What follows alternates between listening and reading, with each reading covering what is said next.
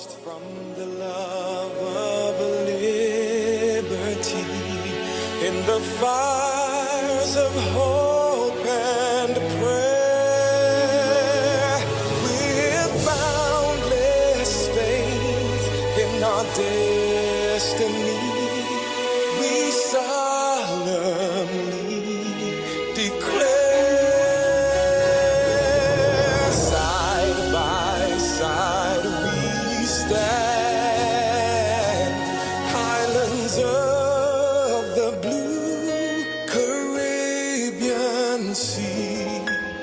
This our native land, we pledge our lives to thee. Here every creed and race find an equal place, and may God bless our nation. Here every creed and race find an equal place,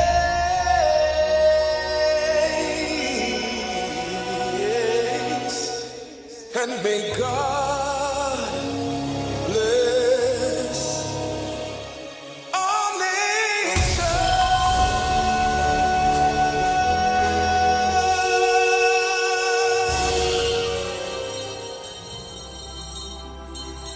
Almighty God, most beneficial and merciful, Creator of the universe and embodiment of divine wisdom and light, we come before you with thanksgiving and praise. May your will be done in our nation as it is in the heavens. Please bless our political leader, party officials, activists, and all the people of Trinidad and Tobago. Give us the grace to always see good, be good, and do good, and the courage to serve the people. Protect us as we stand against injustice and iniquity, and inspire our endeavors to find the right solutions to the problems that are affecting our fellow citizens. Grant that we may always work together with humility and respect for the greater happiness of all and the honor and glory of our country. August 14th is Election Day in Trinidad. We have to stand united. We have to stand together. It's 14 corporations and key electoral districts on the ballot. It comes down to your voice, your vote. George! Are you ready? UNC! Cast your vote for the one and only United National Congress. Stand your ground to victory. To victory.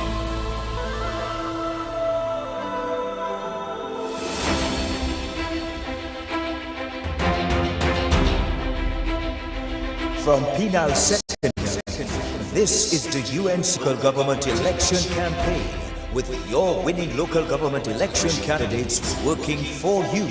Plus Team UNC. Welcome to the heartland, on the road to victory.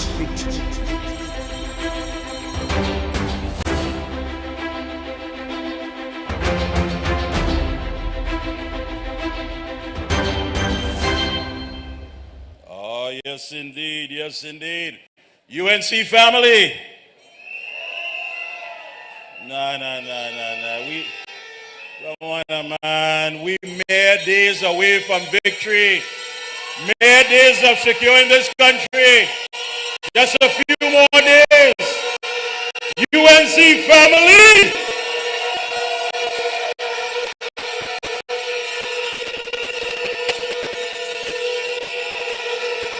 Yes, indeed.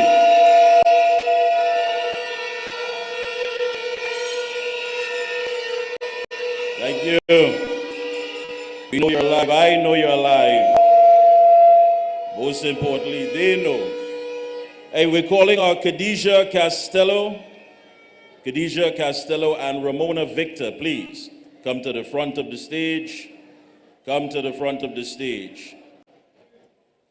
Penal, are you ready for this evening's proceedings? Yes, you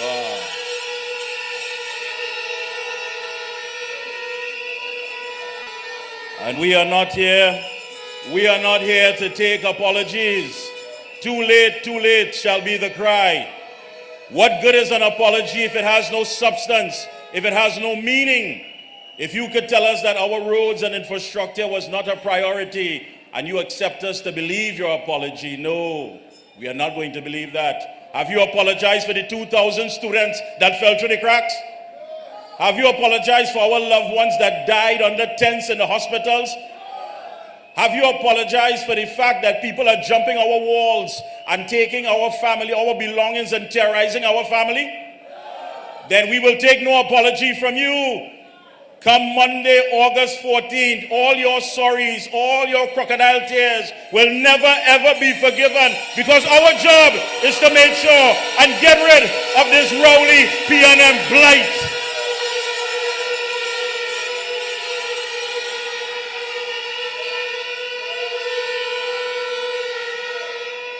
And we, the UNC, have nothing to apologize for. When they meet you in the market, when they meet you by the parlor, by the junction, hold your head high and say, we didn't crash this economy. We didn't close down 5,000 plus retail stores.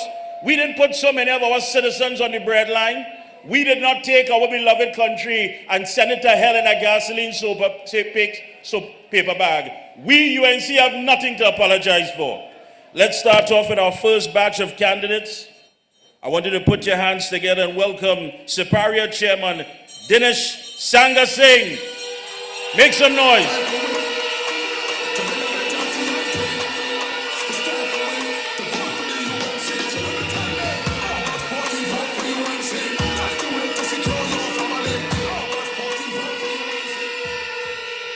Thank you, thank you, thank you. Political leader of the United National Congress, hardworking, dedicated, and committed, Kamla Prasad Bisasa.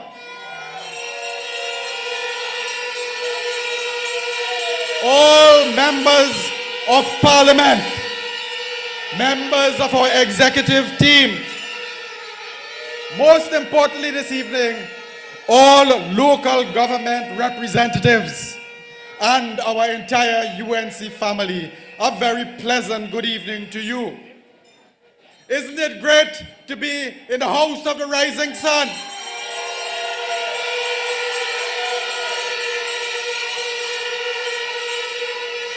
UNC family,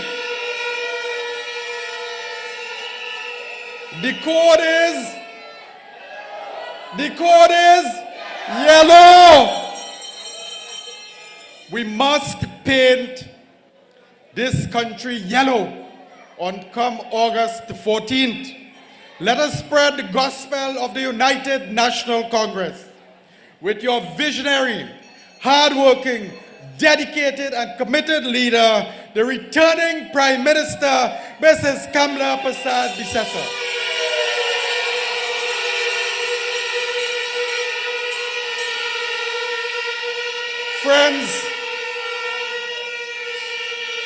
Friends, when you are young, when you are young and good looking like me, you reflect on the past. And I want us to travel down memory lane. Do you remember that period, 2010 to 2015? When you know your past, you can predict your future. Never before in the history of our country has so much been done for so many people in such a short space of time. This was the period 2010 to 2015. Answer me, who was the Prime Minister? Who was the Prime Minister 2010 to 2015? Kamla Prasad Bisasa. Life under Kamla Prasad Bisasa as Prime Minister was easier. We experienced reduced food prices, first and foremost. We had a higher standard of living. There was a historical settlement of wage negotiations with all the trade unions. which benefited the largest sector of the population, we were certainly better off and safer than where we are today. I want you to remember that on August 14th, 2023, we have an opportunity to save our beloved land from this wicked, cruel, and oppressive PNM government.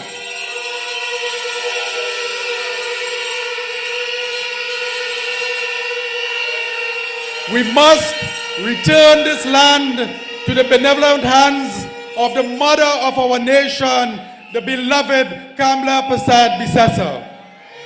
UNC friends, my job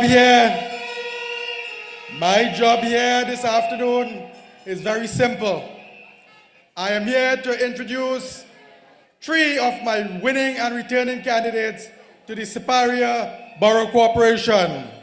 First and foremost, I want to invite the returning representative for Avocat San Francisco, Mr. Donat Meru.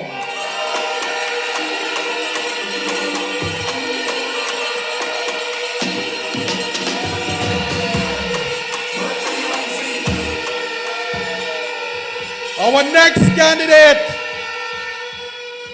hardworking and dedicated, the returning winning candidate for Mandezi, Mr. Derek Bowen.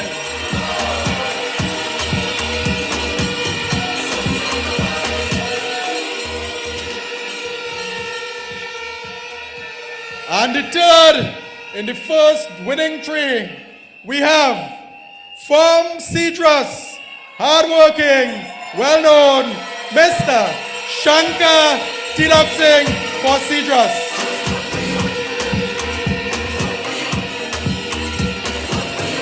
Friends, I thank you and we look forward to your continued support for the United National Congress, our winning candidates, and of course, Mrs. Kamla Prasad Bisasa. I thank you.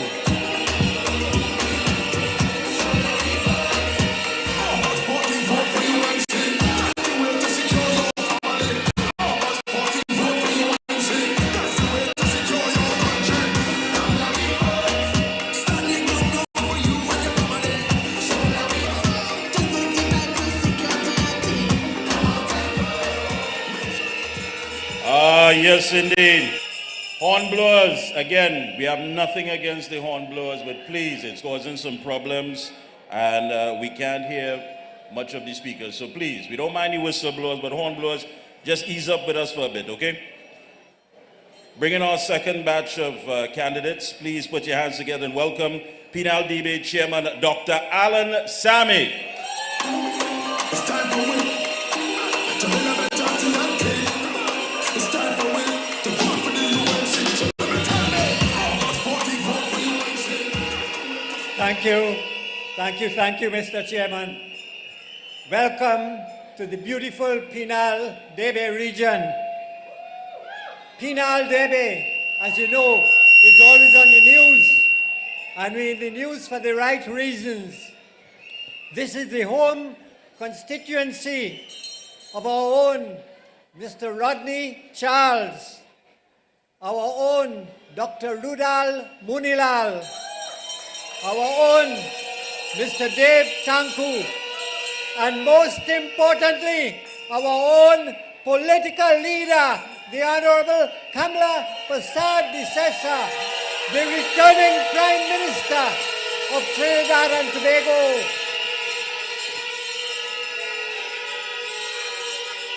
We want the public to know that Penal Debe stands firmly behind the Honorable political leader when she says, stand your ground, stand your ground.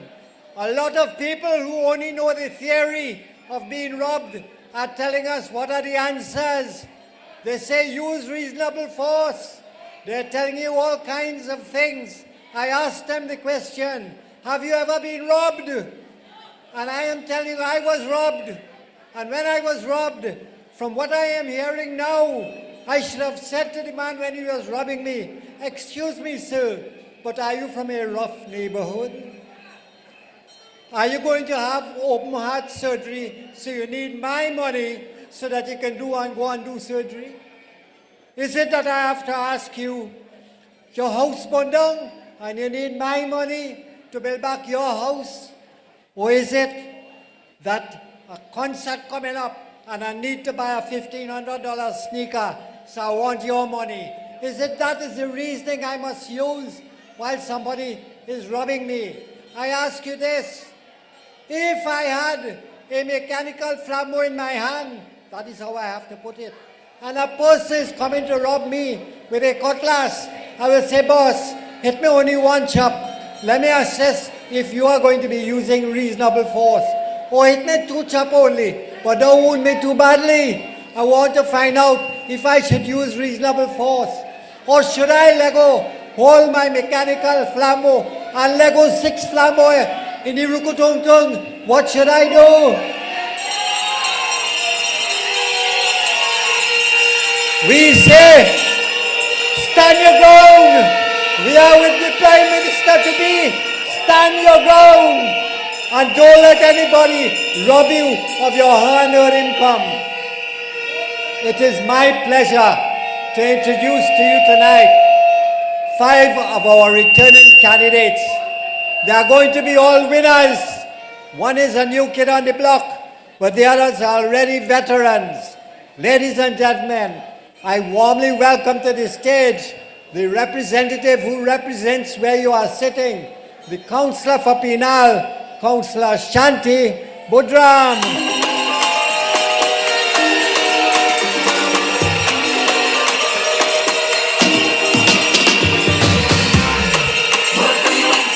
The second is the longest serving member. I repeat, the longest serving member in local government, over 30 years, Councillor Dipti Ramnath Quina Monjablo.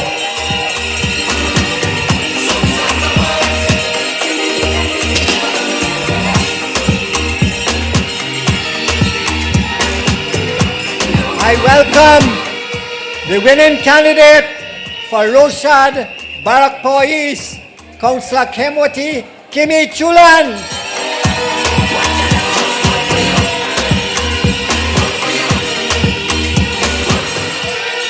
I welcome the new kid on the block, the good-looking, the hard-working, the fellow who carries us through the paces quickly, the one and only Mr. Gerard Pereira.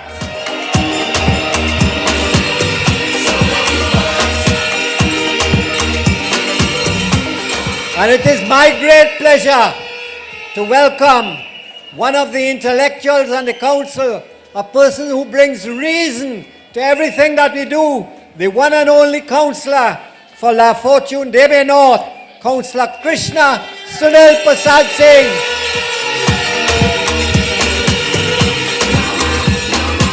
Thank you very much.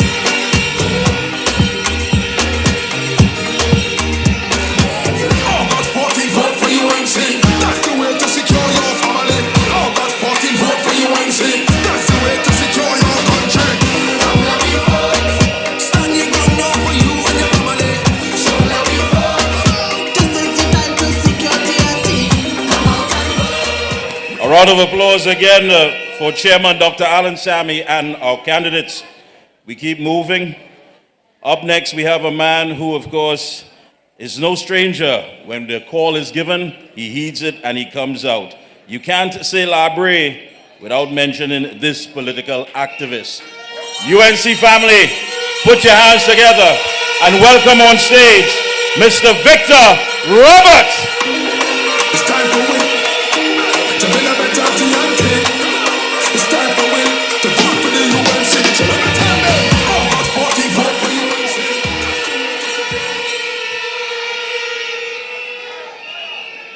Honorable political leader, members of parliament, members of the national executive, our winning councillors, our distinguished guests, ladies and gentlemen, good afternoon. UNC family, are you ready for the 14th of August? On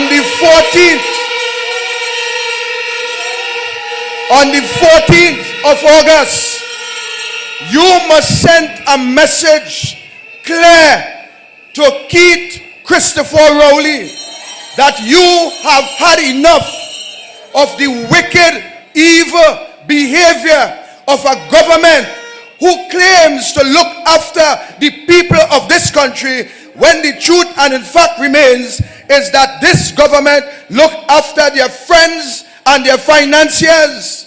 You, the people in this audience tonight, you must never forget it was Keith Christopher Rowley who shut down the aviation school in Cuba. It was Keith Christopher Rowley, ladies and gentlemen, who put a halt to your laptop program. It was Keith Christopher Rowley, ladies and gentlemen, that put a stop to the nursing training facility in El Dorado. It was Keith Christopher Rowley who stopped your book grant. And it is Keith Christopher Rowley that have you, the people of this country, on your knees simply because he has no mercy for you, the people.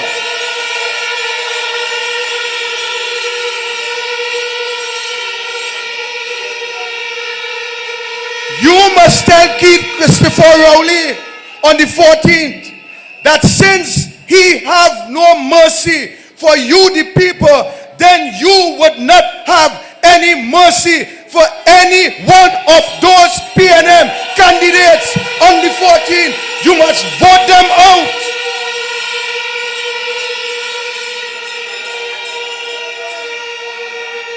I want you to remember that under the pandemic, while you were dying or your loved ones were dying under the tents in this country, while it only had 67 ventilators, while we had an infection rate of 800, I want you, ladies and gentlemen, to ask all those who working with the PNM candidates, asking and telling you to come out and to support the PNM. I want you to ask these individuals where they were when you were under pressure throughout the pandemic, when the minister called you beggars.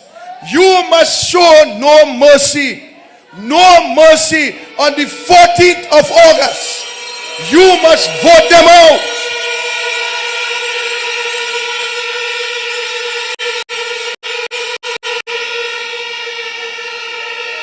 I want to introduce to you tonight a candidate who intends to develop the Brighton Vestany area. A candidate who decides that she will bring about a preservative factory in Labre. A candidate who will develop your beaches. I present to you none other than Khadija Costello.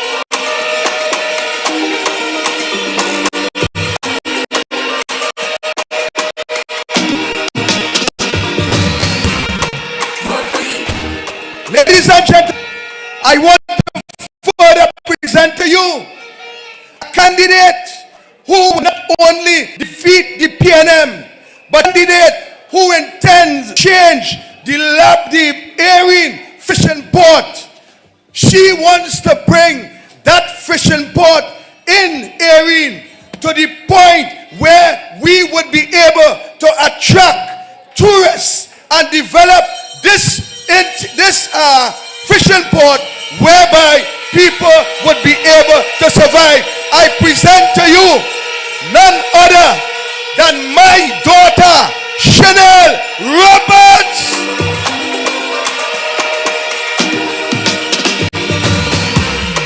Vote for UNC.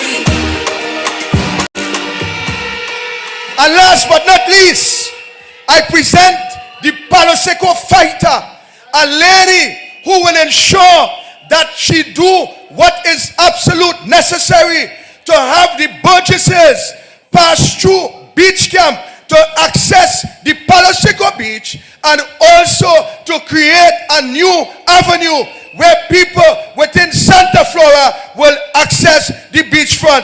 I present to you none other than Nicola Sylvester.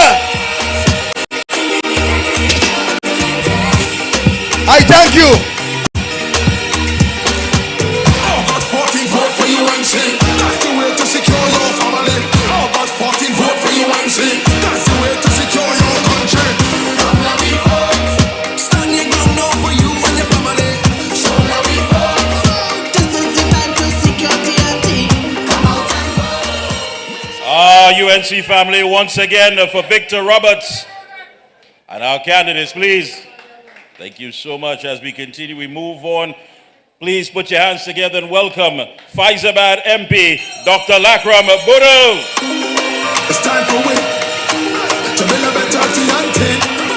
It's time for we to vote for the UNC. So let me tell you, August 14, vote for UNC. That's the way to secure your family. Penal Debe, are you ready? Siparia Borough, are you ready? UNC family, are you ready for the 14th of August?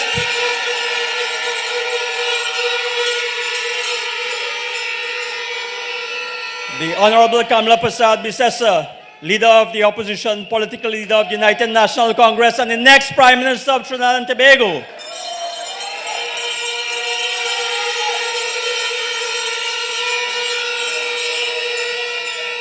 Dr. Alan Sami, Chairman of the PDRC, Mr. Dinesh Sankar Singh, Chairman of the Siparia Borough Corporation, my fellow MPs on this platform, other MPs and senators, members of NATEX, and of course, very importantly, our local government candidates here this evening, UNC families, ladies and gentlemen. A very good evening to you all. A week from today, burgesses in the Siparia Borough will have the opportunity to re-elect their hard-working UNC councillors to the Siparia Borough Corporation. In fact, around this very time, next Monday, a week from today, the EBC will be in the process of tallying the votes in the local government election. Not only do we expect to retain all 6 electoral districts that we currently hold, but we expect to win all 6 by bigger margins in the Siparia Borough Corporation.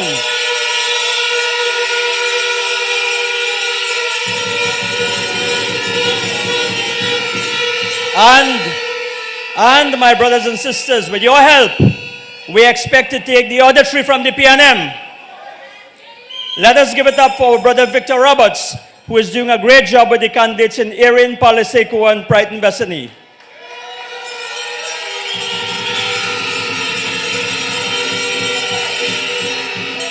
Ladies and gentlemen, last Friday, Prime Minister Rowley would have journeyed throughout these very parts on his way to Paliseco to announce plans to resurrect the abandoned Paliseco Velodrome. This is a facility that had been neglected for years since his government closed down Petrotrin. Whilst we are very happy for the burgesses of Paliseco, we want to put the PNM on notice that when the UNC takes the electoral district of Paliseco on Monday, August 14th, we will be watching very closely to see whether they are going to stop this project. Because, brothers and sisters, we know this is how this PNM administration has been operating over the past 8 years. Nothing for you if you live in a UNC-controlled part of the country.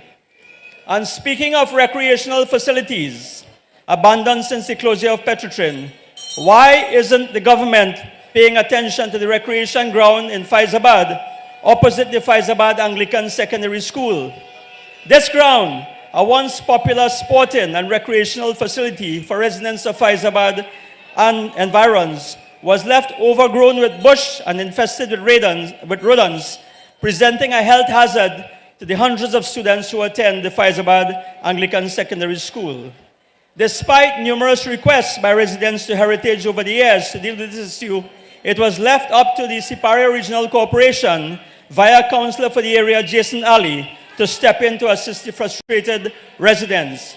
I'm making this point simply because, very quietly, Petrotrin has put the burden of looking after its facilities, recreational and certain communities, for example, in Crest Camp, and this without any additional allocation to the Siparia Regional Corporation. Correct, Chairman?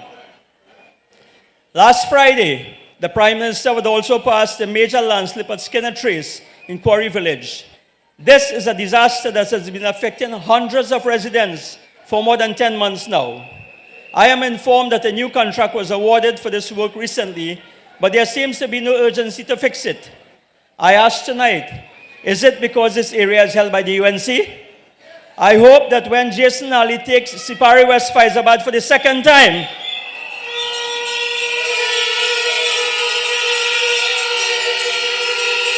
having taken it from the PNM in 2019, that they will not stop the work. But you know, my friends, in the meantime, guess what has been happening? The PNM candidate, in their usual Mama Guy style of election politics, has dropped off some oil sand and boulders to appease the residents. So this is their modus operandi. Ladies and gentlemen, this is what they do. They throw some crumbs for you, while the big money is diverted for the benefit of their friends and financiers. Starve the UNC-held regional corporations of funding by way of inequitable allocation and late release of funds. So we must not forget that, my brothers and sisters. But, you know, ladies and gentlemen, on that trip by the Prime Minister through these parts to Palaseco, he would have passed through Siparia, and he would have passed in front of a facility called the Siparia District Health Facility. You all know the Siparia District Health Facility. What you may not know is that in 2010, newly elected Prime Minister Kamla Prasad Bisesa gave instructions to the Southwest Regional Health Authority, recognizing that this was an important facility, not only for residents of Siparia, but also for the environs, to ensure that this facility was opened 24/7 for your benefit. Ladies and gentlemen, it remains one of the few facilities that they have left open 24/7, but guess what? I am reliably informed that there are issues with maintenance. I am informed that there are issues with the ambulance service. Sometimes patients are kept overnight. I'm told that 4, 5, 6 patients have to wait on an ambulance because of issues breakdown. So this is a sign of how this government operates. They maintain nothing. And of course, waiting for an ambulance can make the difference between life and death. So this facility is something that needs to be dealt with. Just recently, yesterday and Sunday in the newspapers, you would have seen the shortage of some 3,000 nurses in our nation's health sector, which was reported by the TTRNA following a march through the streets of Port of Spain. And this shortage of nurses is a recurrent problem in the health sector and is not being addressed. But you know, brothers and sisters, if you look at yesterday's newspapers, there are 2 pictures that are carried in that newspaper which show the irony of how this government operates. And let me show you. One picture shows you a picture of the nurses walking through the streets of Port of Spain, highlighting their plight to the Minister of Health. But you know, the same day, on another newspaper, we have the Minister of Health hugging somebody else's baby on the front page. Now let me get a little bit into that. But it tells you that the priorities of this government and this Minister of Health. So this really was a picture taken at Mount Hope. You know, they were celebrating that Mount Hope and so on is okay now for breastfeeding. And I just want to say, as an obstetrician, as one who delivers babies and looks after women on a professional basis, I have nothing against breastfeeding, and I support any initiative that is meant to encourage breastfeeding for the women of our country. But I want to urge the Minister of Health to leave the breastfeeding in the hands of our very well-trained midwives and nurses and spend his time treating with the critical issues and challenges for our nurses are faced in the health sector. I want to urge Minister Diyal Singh to focus on treating with the long waiting time for cataract surgery at the San Fernando Hospital and to explain to the population why no cataract surgery for our elderly who depend on this surgery, why no cataract surgery is presently going on. and why it is he's taking so long to procure two new, I'll call it cataract machine. We call it phaco machine. I don't want to go into the technical aspects, but basically, without these machines, the surgery cannot be performed. So you're paying highly qualified doctors, you're leaving them frustrated because they want to do their work, but you're not providing the equipment. But it's more than that. I'm also told that somebody is waiting for somebody to bring in the same two machines into the health sector, and that's why the delay is taking place. Does that sound familiar under this government? Yeah? Friends and families to benefit? So, I also want to ask the Minister of Health to explain to the population, now that the COVID-19 pandemic is finished, why it is that the 230 beds at the Couva Hospital and the brand new state-of-the-art, well, they aren't so brand new now, but they're still working good because we saw that during COVID. The CT machine, the MRI machine, the ultrasound machine, why that equipment is not being used for the benefit of the population of Trinidad and Tobago, when many of you here know of relatives, yourselves and family who wait sometimes months, sometimes years for these procedures. So there are a lot of questions, there are lots of issues that Minister Dayal Singh should be addressing instead of hugging up babies, for front page picture. Another issue I want to address before I leave the health sector is to raise the issue of the raw deal that former Petrotrin employees and retirees got with regards to their healthcare needs when the Rowley government closed down Petrotrin in 2018. And I want to point out to you, and many of you will know, that right here in Clark Road, there was a Petrotrin Medical Center. Right down in Palaseco, there was Petrotrin Medical Center. So I want to ask, what is the future of the 50-bed Augustus Long Hospital? We want to keep that on the front burner because if these facilities are reopened and run properly, they can benefit those former employees and retirees from Petrotrin who have suffered a raw deal. They were given 2 years of health insurance and now that is gone. But don't let them make you believe that the issue is lack of funding. I just want to give you an example as I close, ladies and gentlemen. They have money, but the question is how they're spending it. A week after the election date was announced, I was driving down to my office in Faizabad one morning, and I was shocked because I see almost all the potholes were patched. Now, ladies and gentlemen, I was shocked, but pleasantly surprised, and I'm happy that the residents of Faizabad benefited. But I have been writing the Minister of Works and Transport, the Minister of Public Utilities for the last few years, asking about the same pothole. What's the answer I get? One minister says, what's the problem? The next minister says, works problem.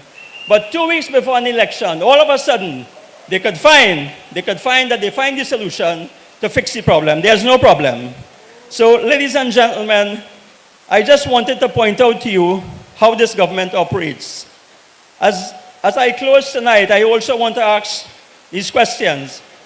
Have they refused to complete the Rosilak Hindu School because it is in the UNC electoral district? Have they refused to complete the Siparia East Secondary School because it is in the UNC district? So, ladies and gentlemen, when you go to the polls on Monday, August 14th to cast your vote, you must ask yourself these questions I have raised. We need to send a clear message in this local government election that the UNC will be ready and able to take back the reins of government in the upcoming general election.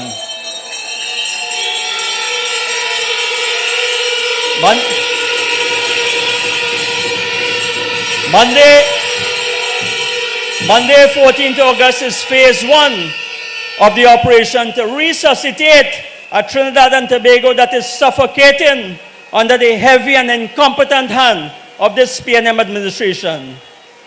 Before I introduce our two candidates in a minute, I just want to leave you with a quote from a famous former Prime Minister of the United Kingdom. And it is this, ladies and gentlemen, I want you to listen carefully.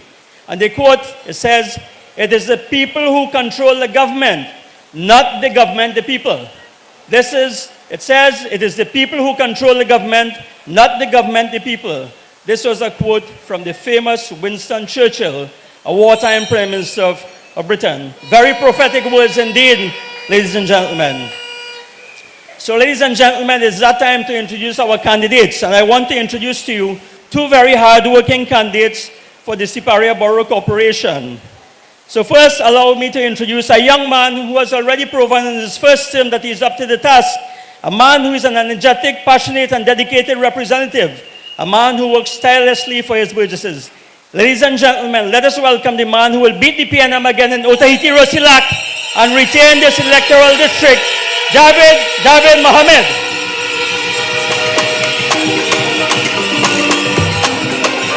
And ladies and gentlemen, last but not least, a man who is always available to his burgesses, a man you can call upon day or night, a man who will stand with you whether it's a flood or a fire, a man who will always find a way to get you that hamper when you need it most, a man who has dedicated, who has been a dedicated teacher to thousands of children in Faizabad, a man who does much with little fanfare. Ladies and gentlemen, let us welcome Mr. Jason Ali.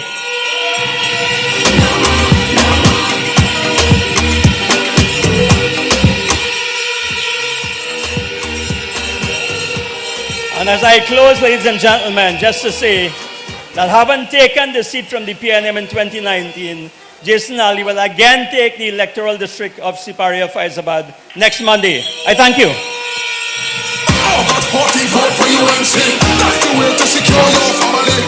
August 14, vote for UNC. That's the way to secure your country.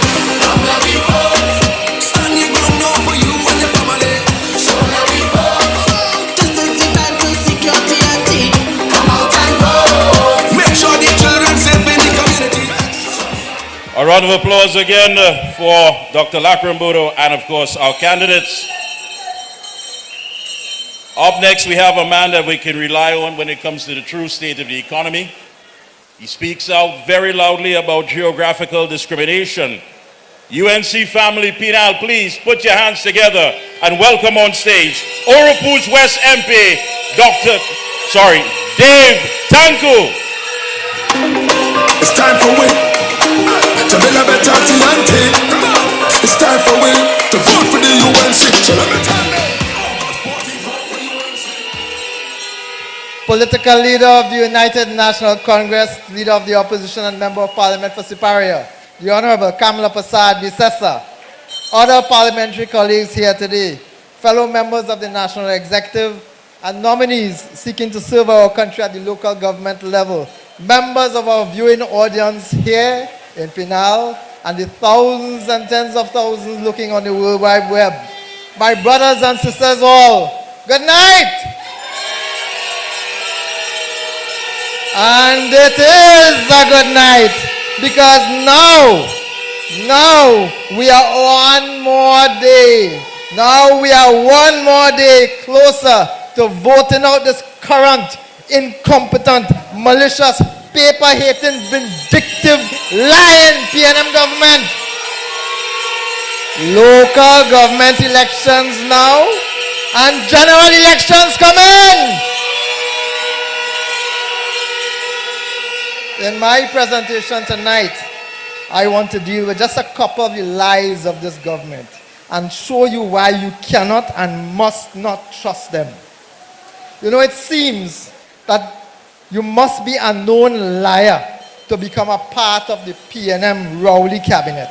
And the bigger you are, the bigger the lie, and the more openly you lie, the higher in the PNM you could get. Ask Reggie Amon. You could give evidence on oath and in writing to an international court one day, get caught for lying, get kicked out of the case and become the Attorney General the next day. And it's not just him, you know. Faris Al-Rawi too has lied in Parliament and told bold-face, you know, them fellas is like bold-face, straight face, you know. And he too had to apologize for lying. But they are just following their leader. You all know about Emailgate, the Petrochin lies, and so much more. So when the PNM leader comes down to South to have a conversation with you after 8 years as Prime Minister, do you really expect to hear the truth? Well, one not so young lady wasn't satisfied with Dr. Rowley's PR and propaganda and mamagai and promises. She told him to his face in that conversation with the Prime Minister that she was fed up of the state of roads in our country. Well, to be fair, everybody fed up. Not just this lady, but everybody fed up. You know, today I saw a video on social media with a pickup van stuck in a hole so deep that he could not come out afterwards. You all saw that? Stuck in a hole so deep, Trinidad and Tobago now have pothole-eating car. We have come to that stage. The lady told Dr. Rowley to give her the contract to fix the roads in this country because all that was needed was common sense and the absence of corruption. First mistake this poor lady make. She talking to Rowley and expect common sense. You know what Dr. Rowley's words to this lady was? He apologized. He admit that the road's bad and he apologized. But you know what the explanation was? The explanation was that the country didn't have money so he couldn't repair the roads. You hear lie? That is lie. So I want to deal with those two things in my time here today. First, if the road repairs was not your priority, if the road repairs were not your priority, then please tell us, Mr. Prime Minister, Mr. PNM government, please tell us exactly what was your priority. Because we are in the middle of the worst crime wave this country has ever witnessed. Fire service, prison service, police service, Coast Guard, everybody complaining about being understaffed, under-resourced. The murder rate is the highest it has ever been. So clearly, dealing with crime wasn't his priority. And that is why I want to use this opportunity to echo our leaders' call. Stand your ground, Trinidad. Stand your ground, Tobago. Stand your ground, people. What could have been this man's priority? What? We have an economy that after 8 years of Rowley and Imbert is smaller today than it was in 2015. We are now producing less goods and services in this country than we were under Kamla Prasad Bissasa's administration. And I want to tell you why. Because just a few days ago, a judge in the High Court, not me say so, a judge in the High Court blasted Coleman Imbert as Minister of Finance and the government for bankrupting a state company just so that they wouldn't pay the millions. It was $1 billion, $900+ million that this state company owed to contractors. And just so that they wouldn't have to pay it, you know, Coleman Imbert and the government of Trinidad and Tobago rushed to use the court to try to sabotage those persons. When you add property tax, and you add the increased cost of transport, and you add the increased cost of utilities, you know that this government don't give a rat's tail. I was very careful, I said rat's tail. You know this government doesn't give a rat's tail about micro, small, and medium-sized businesses. They simply don't care. This government is willing to go to court to destroy hundreds of micro, small, and medium-sized businesses. If that is a shame, nothing else. So clearly, putting people in work and treating with improving the business environment and the ease of doing business wasn't the government's priority yet either. But what about the healthcare? Dr. Bodo was just telling us about the healthcare. Yesterday we saw nurses walking the streets complaining about being understaffed and stressed out, being forced to work multiple shifts, doing a job that requires 2 and 3 nurses. Imagine, Dr. Bodos told us, imagine that there's a shortage of 3,500 nurses in this country. 3,500 nurses, ladies and gentlemen. What Minister Dialsingh, Imbert, and the Prime Minister is doing is putting our citizens and the medical staff at risk of their lives being lost. They're putting your lives at risk every time you go to the hospital because you don't have support. So clearly, healthcare is not their priority. But what about education? There remains numerous vacancies for teachers and so many schools that have been abandoned throughout this country. Not sure, Vichy? Numerous! There are 2 schools in this area, right close to us. So if you drive around here, you would have seen them. One a primary school and one a secondary school. 95% finished. when this government came into office. 95% today, those schools are rotten, overgrown with bush. Shame. So education is clearly not a priority. That's why they closed on gate. And what about water supply?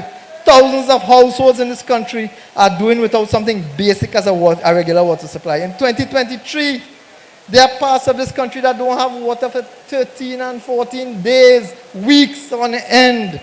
And what about drainage and infrastructure, ladies and gentlemen? If water is not the priority and healthcare is not the priority, surely drainage is the priority. Not so. That is why, welcome Jack. That is why, ladies and gentlemen,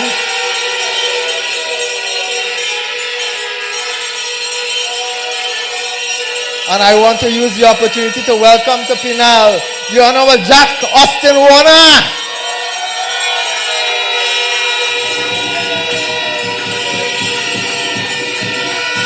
We have crises in every sector of this country, from housing, public transportation, agriculture, public service. Every sector of this country is collapsing. So exactly what or who is this government's priority? You know who it is? Say it with me. This government's priority are friends, family, and financiers. Who does government care about? Friends, family, and financiers. Every time there's a cabinet sitting, some PNM minister has to jump up and leave immediately because of a conflict of interest, because somebody that they know is making money off a deal in the government. Everything else except you, this government is concerned about. The priority of this government, this PNM administration, is their friends, family, and financiers. But what else did Rowley say to Ms. Mitchell? He said this country didn't have money. You hear lie? That is lie. That's why you can never believe anything this government is saying, you know. This government has spent to date, 420, and as Anil says it, $420 billion.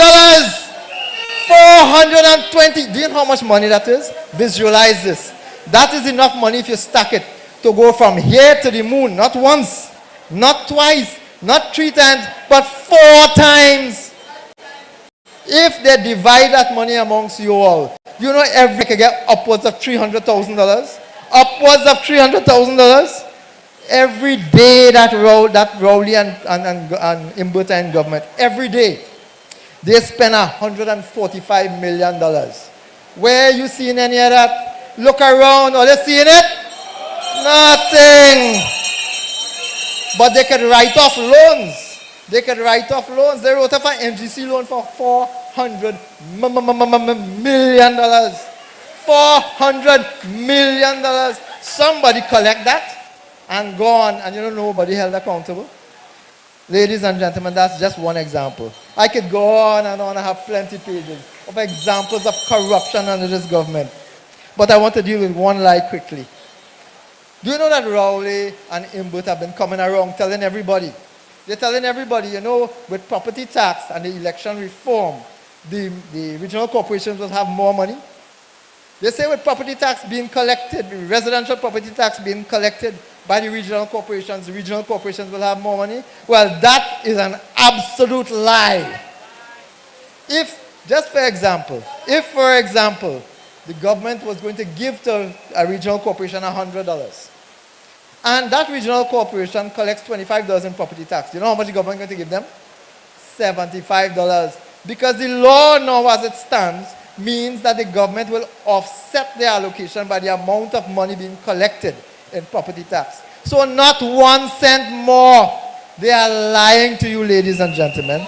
And they're so out of touch. These shameless people coming to tell you, hear what, fellas? All you vote for them. They're coming, PNM is coming to tell you, vote for them. They're saying, vote for them. And you know what they're going to give you back? Tax. Rate hike, water hike, gas hike. What else? These people so clueless and heartless and shameless, ladies and gentlemen. Enough is enough. Enough is enough, ladies and gentlemen. We cannot continue like this. On August 14th, 2023, you have the opportunity to start the ball rolling. Your first chance to get rid of the PNM is on August 14th. And right after that, as I said when I started, general elections come in. It's pressure from now till then. Stand your ground and fight them off. And to help you and to help me fight them off. To help you and to help me, to help us save our country, ladies and gentlemen. There are some things that you must do. On August 14th, save yourselves. If you want this country to get better, if you want a better life for your children, if you want a better life for your family, if you want a future, vote for the UNC. Carry your family, carry your nanny, carry your kaki, carry Tante Dolly, carry everybody. And now, ladies and gentlemen, I have the honor of announcing 3 of the UNC candidates who will bring victory to you and represent you with the honesty, commitment, and dedication that we in the UNC are known for.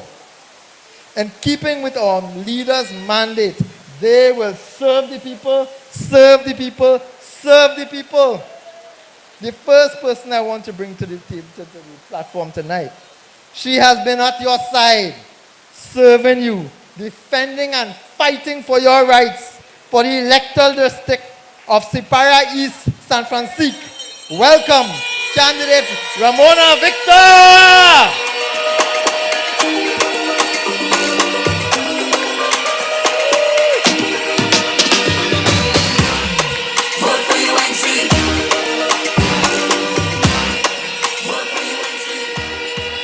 The next candidate is a stalwart, a fighter, and a champion of the people. The winning candidate for the electoral district of La Romaine, my brother, Sheldon Lyle.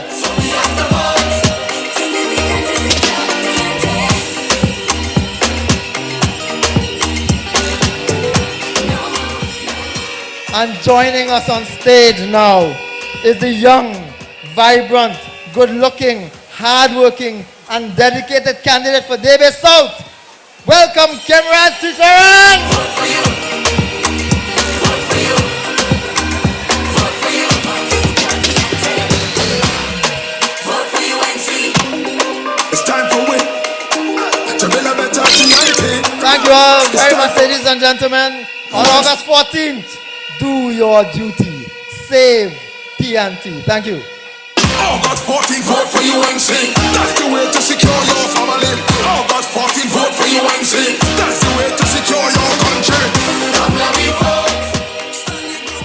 A round of applause for Dave Tanku and the candidates. So I'm being bombarded with messages from early. Jack, come in, Jack. Hey, Jack is here. Jack is here. Blessed night to you. And a round of applause to all our MPs, all our NATEX members, all our candidates.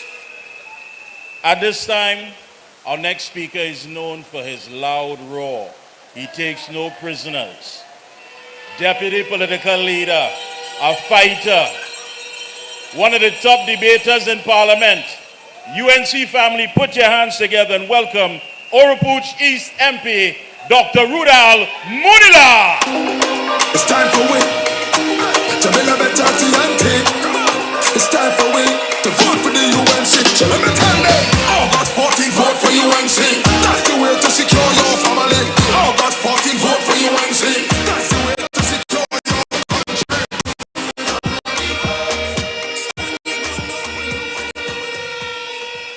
Good evening, ladies and gentlemen. Assembled in the fortress of Penal Debe, welcome to Penal, and let's hear a roar for the people of Trinidad and Tobago.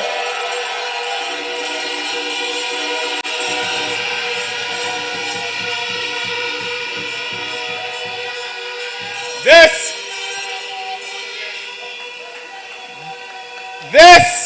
is the fortress of the United National Congress. This is a no zone for the PNM. The last time a PNM come here, Jack, he break his tail by the fire station. That is the fella you call big pin or small pin or something like that.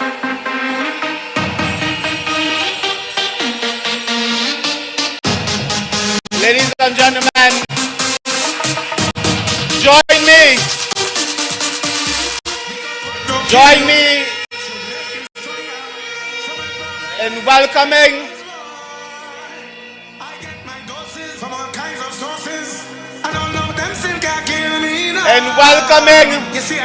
the Parliament for Siparia, a former Minister of Education, former Attorney General, former Prime Minister of the Republic of Trinidad and Tobago. Let us hear a rousing welcome to this daughter of the soil of Penal, Debe and Siparia. Welcome the Honorable Kamla Prasad Bisesa.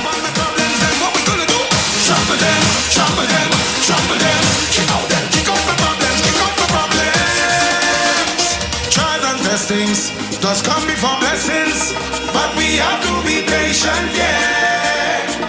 Weeping and mourning in the night, but joy in the morning. But we just have to endure. You see, God, the way the night come, so you don't really need to lie down. Them say what goes around comes right back around. I go wait until the time come. So from sun up straight to sunset, you could catch a bus in a sweat. I must climb up. I feel like hope.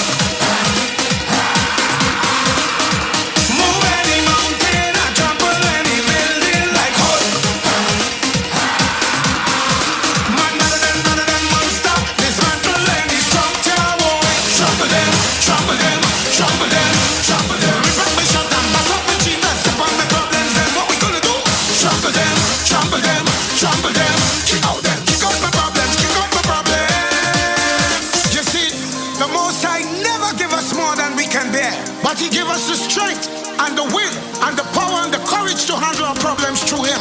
So on the count of 4, I want everybody step on their problems. 1, 2, 3, 4. Trample them, trample them, trample them, trample them. Manhandle them, manhandle them. Dismantle them, dismantle them. Trample them, trample them, trample them. Kick out their problems, kick out their problems. So as they sink you under, you flow. Ride all the storm, them just like a boat. So as they push you down so you get up, they have to wonder how you just get up. And every crack you see, you just see through. And by the help of God, you will get through. Now everybody, I feel like, yeah. Never let your problems get you down. Stay focused and hold your ground. Because what don't kill you should make you stronger. So my problems is like steroids, boy. I get my doses from all kinds of sources, and all of them still can't kill me now. You see, as them sink me under ice, so ride on the storm and just like a boat. So as the box me down, so I get up. They have to wonder how others get up. And every crack I see, I just see through. And by the help of God, I just get through. I just won't stop. I feel like hope. Move any mountain, I trample any building like hope.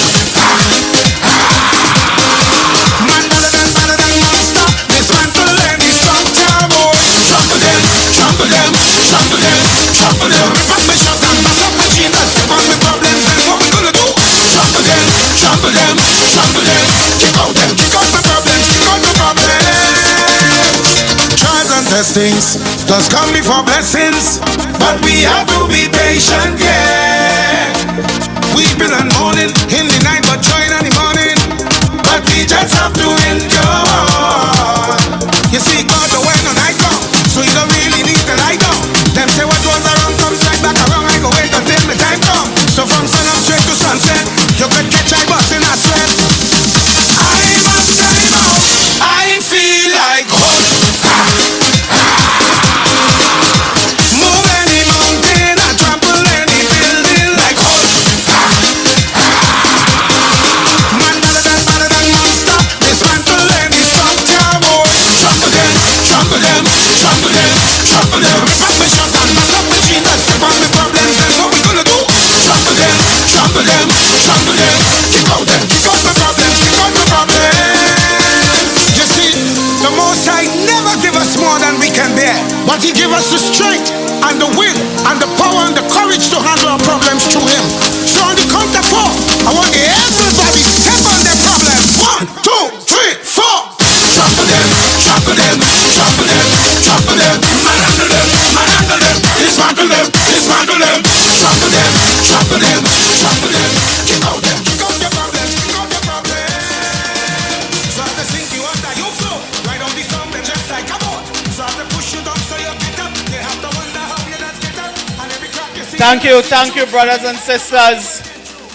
Can we hear a rousing welcome for the Honorable Kamla Prasad Bisesa and Dr. Gregory Bisesa?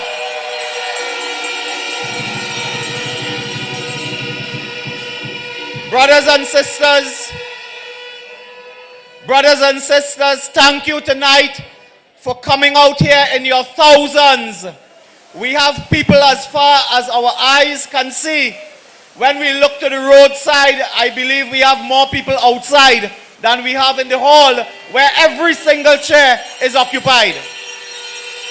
But the law is the law, and this is a party that upholds the law. And because of this mammoth crowd tonight, the authorities are asking us for the crowd on my right, for the crowd to clear the exit. They are blocking the pathway to and from the stage. And that, of course, has some serious implications for health and safety and the rules by which we operate. This is because of the mammoth crowd that has engulfed the Penal Secondary School tonight for the United National Congress. So let us obey the law.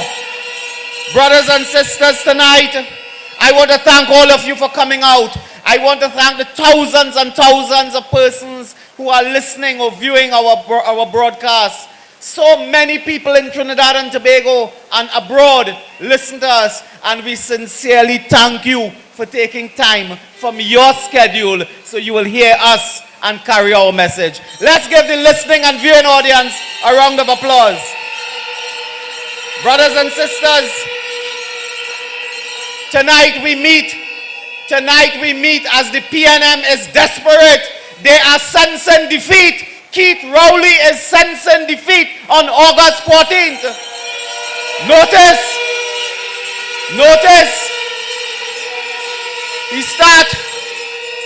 he start hot and sweaty with local government reform. Hot and sweaty, Rowley talking local government reform.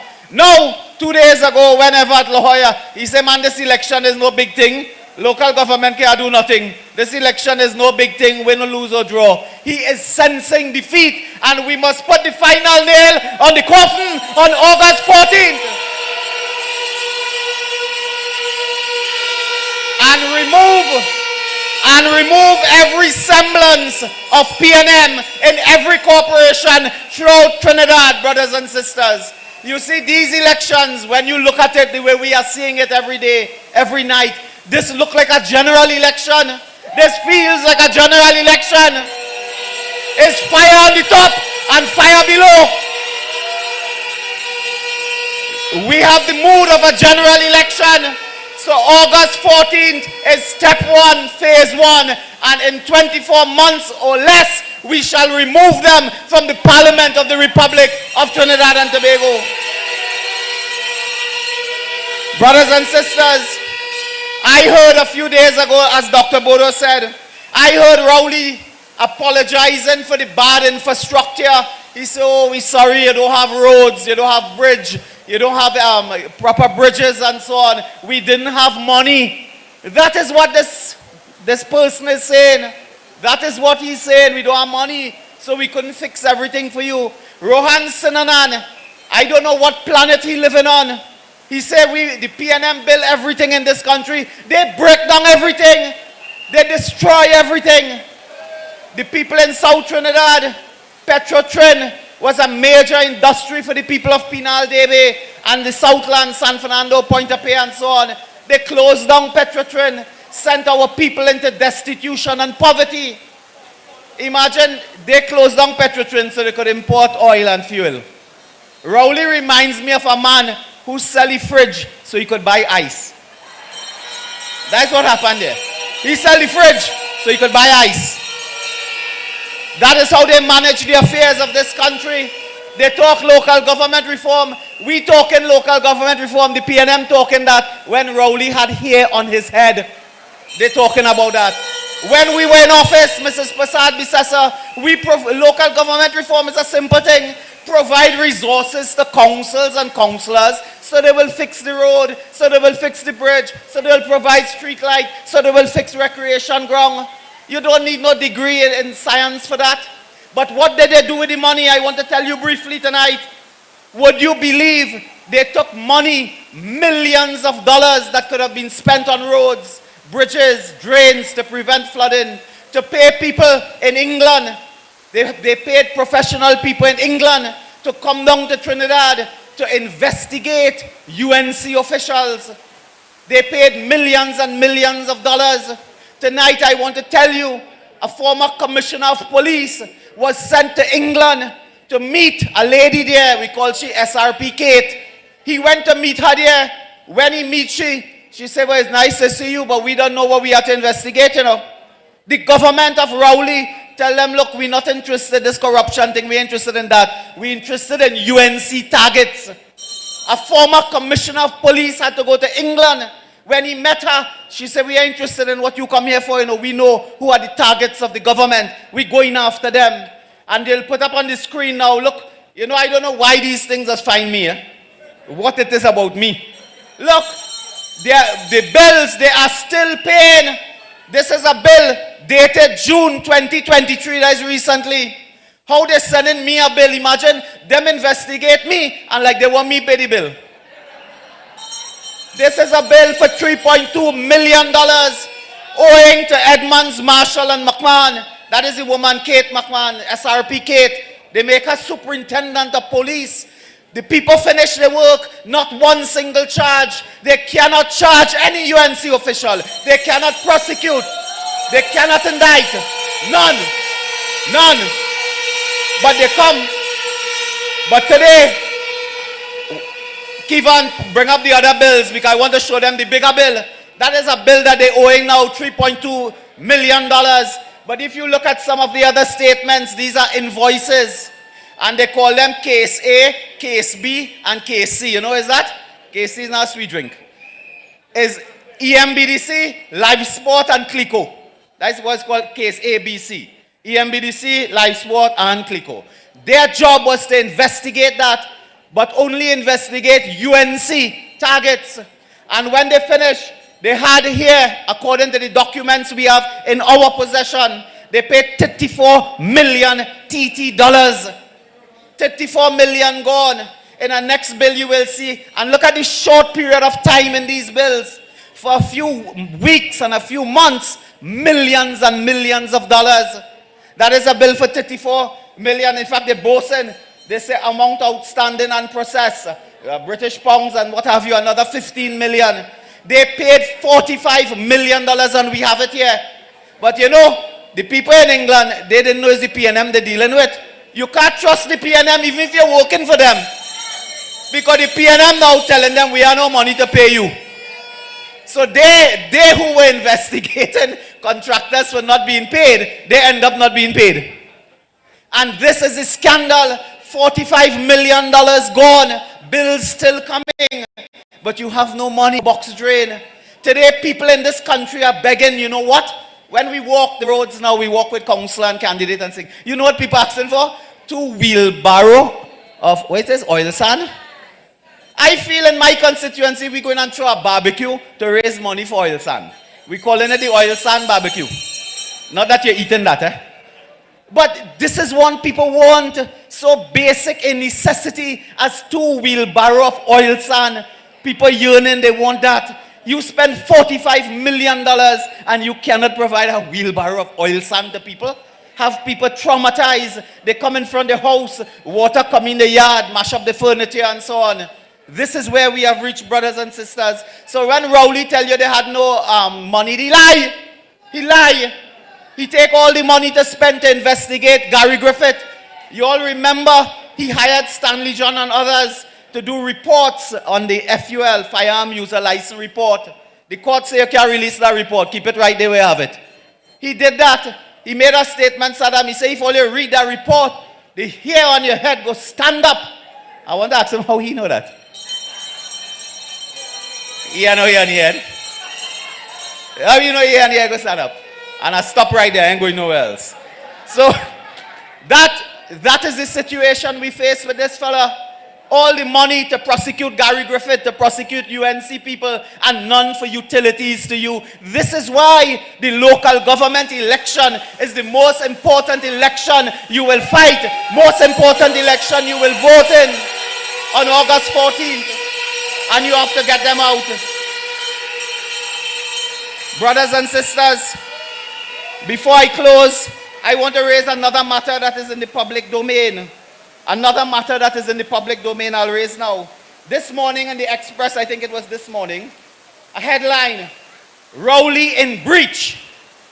Rowley in breach. This is the headline. That is the headline. But the story is very important. And we have to give a round of applause to MP Saddam Hussein, Barataria Sawa, Mrs. Kamla Prasad Bisesa, Anand Ramlog and others who have been involved in this. Now, brothers and sisters, I don't have time to tell you in no technical detail what happened here. So I'm going to tell you all detail. What happened here is February 29, Dr. Rowley and his wife buy an apartment in Tobago, condominium, call it. They buy an apartment. February 2019, I believe it was. Then 2 years later, the daughter see the apartment. She said, well, I like that. I want to. Now, where all of them living that they need apartment? They're living in the diplomatic center, I'm told. I'm told that the whole family, just like the Waltons long time, the whole family living there in the diplomatic center. But they're buying townhouse and guest house and condominium. The daughter buy, husband and wife buy, and so on. Mr. Saddam Hussein discovered, when he did the research, that they paid much less for it than what is called the market value. They paid less. But if you pay less, something a little fishy there. If you see a house, people just generally want more money than what it value, you know. They don't want less money. The house there is being sold by a fellow named Alan Warner. I want to tell Rowley, his problem is not Jack Warner, it's Alan Warner. It's Alan Warner. It's not Jack Warner. Right? It's Alan Warner. Alan Warner sell Rowley. He sell his daughter. He sell the next child. He maybe sell the dog, a kennel too. And they reduce the price. Mr. Saddam Hussein tell the Integrity Commission, check that out.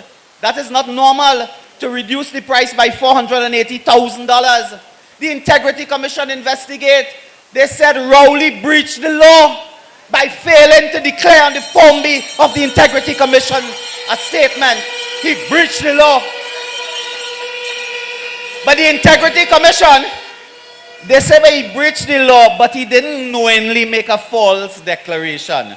He get a gift, but it's really not a gift with the duties of Prime Minister. What the hell is a gift with the duty of Prime Minister? Eh?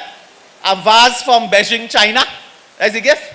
But he got a benefit from a man who is a contractor with the government of Trinidad and Tobago, with UDCOT. Alan Warner build the road to go to the Prime Minister's house in Tobago and then sell him 2 houses. All you understand that? Sell him 2 houses, huh? Under price, sell him 2 houses under price, having built the road to go to his house in Tobago. Alan Warner gave them that, a gift. The Integrity Commission said, no, he good. But years ago, they had charged and prosecuted Basle Upande. They prosecuted, I think, Finbaganga. But today, they want to put Rowley off the hook. They say, no man, he all right, he didn't mean anything. So tonight, if I ask now, the 800 people how much it is, like myself, who have to file integrity declaration, we not sending in no blasted Form B. Because I have no law on that. It have no consequences to that. There are no legal consequences to declaring in Form B. The Integrity Commission has made a dangerous ruling. Very dangerous. They are encouraging public officials to breach the law, and they are doing it to defend a political leader of the PNM. So tonight we call on the Integrity Commission to have some integrity. To have integrity. Saddam Hussein has issued a statement today calling on them to clear the air as to why they got Rowley off the hook. What is so special? In fact, a prime minister must observe the law. He or she, they have a greater duty to uphold the law than ordinary citizens because they are the leader of a country. And you telling me Rowley breached the law. He didn't declare, but all of that is fine. Well, if it's fine for Rowley, it's good for Rudal too. Huh? So tonight I raise that with you. The matter is heading to the courthouse and it may reach the Privy Council. And you know Rowley don't like Privy Council. So he ain't like Privy Council at all. So you'll have to watch it there. Brothers and sisters, the time has slipped by so quickly. I wanted to end by encouraging you, of course, encouraging you to come out on August 14th to vote in your numbers. Whether it's Penal Debe, let me hear you. We will remove them in San Fernando. Let me hear you, San Fernando.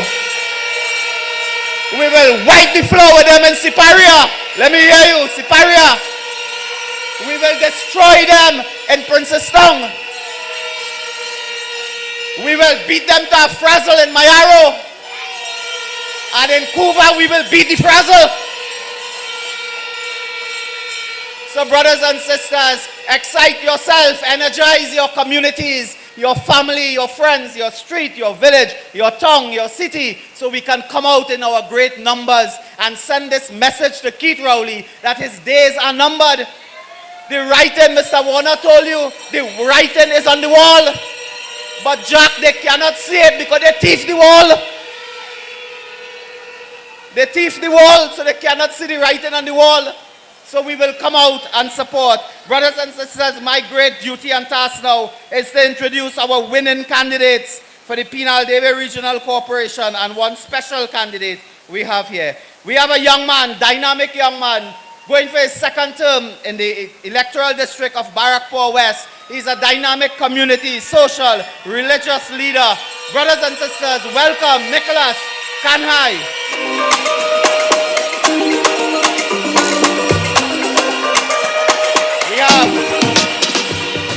We have a powerhouse woman. We have a powerhouse woman, a dynamic woman, a great speaker, a leader, a community activist, hot like a chulha. Bring on Mohani Ramnarayan. Debe East Esperance Union Hall. Brothers and sisters, a young dynamic man going to his first term, a youth. And we promote our young people in the United National Congress. He is going as a youth, as a child of the United National Congress. He is going out to the wicket for the first time to bat. And we are sure he will be victorious, triumphant. Welcome Palmy's Hermitage, Mr. Revan Ramsawak. Vote for UNC. Vote for UNC. Brothers and sisters, we have a special dynamic brother who is flying the flag in Point Fortin. We encourage everybody in Point Fortin to come out and vote for all the candidates. The National Transformational Alliance has candidates there, but the UNC has a soul, a great candidate, a young dynamic brother. He is contesting on behalf of the UNC, flying our flag in Point Fortin, New Village. Welcome, Denison Pierre.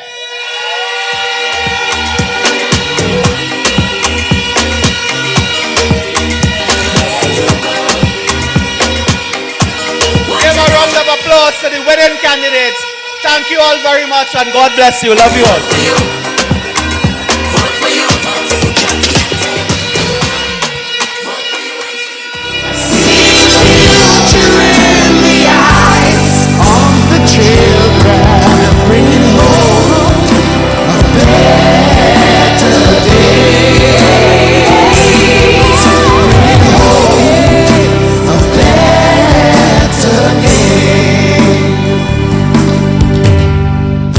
This nation is beautiful.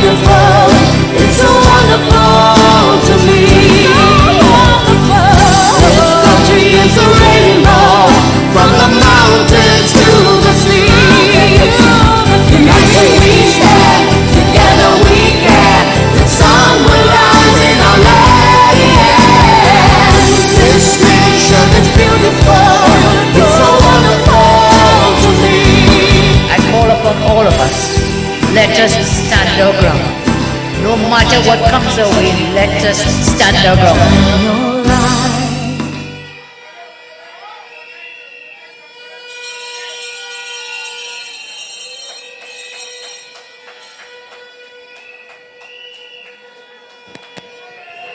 Thank you all very much. Thank you.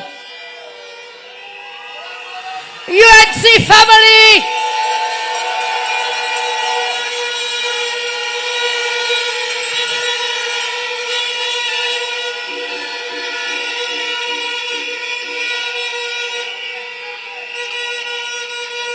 Thank you all very much.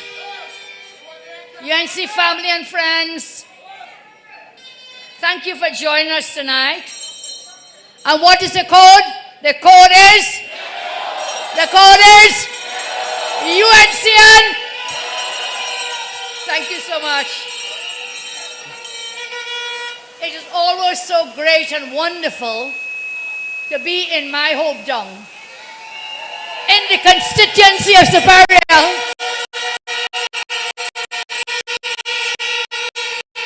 And I welcome all of you to the great home that I know as Superior. And to Keith Scotland, welcome Penal Davy Corporation. Look, Scotland is not, what was it, Pine Dibal? What's the name? We are in the corporation of Penal, Davy and Superior. Welcome all of you. You know, we have a special welcome tonight to more than one person. Well, let's give it up to Mr. Jack Warner, who's joined us here in Superior.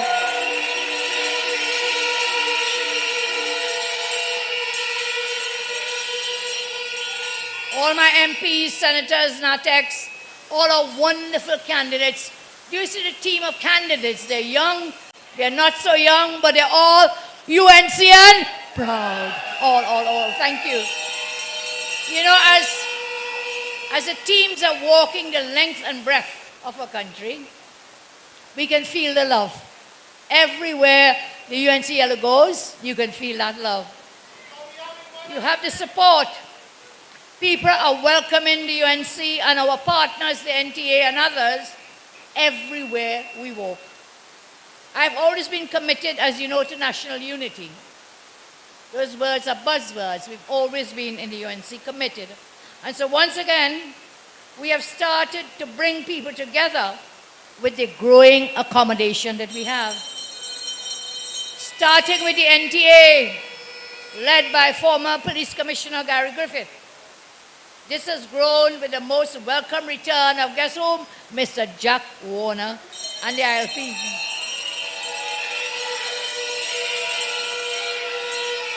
And we equally welcome the Pointe-a-Pierre branch of the OWTU. Welcome them as well. Many groups and individuals, they have reached out to join us. People are fed up of this dictator and his behavior. And so this emerging alliance will continue to grow into a mighty political force. This powerful political unity will bring the views and aspirations of all our diverse people to bear on national development. This is the national solution we need more than ever if we are to save our country. So friends, tonight we must save our homes, we must save our children. We must rescue them all from the disaster inflicted on us all in the past 8 years by dictator Rowley. As we say to you, united we stand, together we can, and the sun will rise on our land. But first, we have a job. We have something to do. My colleague spoke earlier, and I endorse all their powerful statements tonight. But first, we have to rid our land of dictator Rowley. That's the first thing we have to do. We must get rid of the dictator. Most of you are going through problems. And what you want, really? Rowley thinks about money. Money can't buy love, you know, remember that? What you want is empathy. What you want is reassurance. What you want is kindness from your leaders. You don't want a hostile dictator blaming and talking down to you. What you want is love, empathy, encouragement, and reassurance that your leaders will work to give you a better life. You know, a PNM MP who attended the conversation gimmick thing they had on Saturday, he told me that the dictator didn't even try to empathize with his own PNM members who were asking questions about issues. So what we say is go to the polls all week this week, special voters, and from Monday go to the polls. Vote for love. Vote for compassion. Vote for care. The code is blue. The code is yellow and blue. Wherever you are, let us send a message to the and the world that you are uniting and advancing to save yourselves, because this government has no love for normal people. People are coming united and strong, and you have to come together to save yourselves and to save Trinidad and Tobago. So what do? You remember what? Stand your ground. Yes, what do? Stand your ground.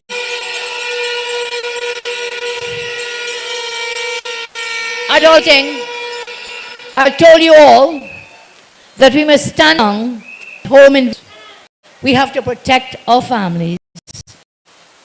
I heard the dictator saying, I should have said that. You know, never in a country has any leader ever been so passionate about the well-being of criminals as Rolling Knox. His greatest priority is about the criminals and not about law-abiding people.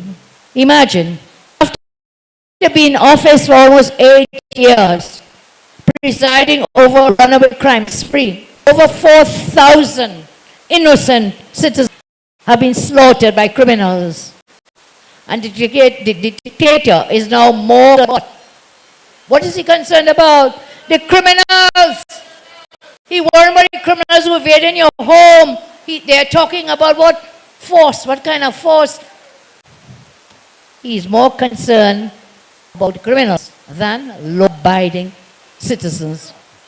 I want to ask you tonight, what has he done to deal with this out-of-hand crime situation? Look at this video, please. Just look at this video for me. Look at this video, please. Check that. Security detail, 1, 2, 3, 4, 5. He has this big security detail with automatic rifles. While he and all his family are protected, it is you all are unprotected. Check the security detail on that video. 1, 2, keep going, 3 and more.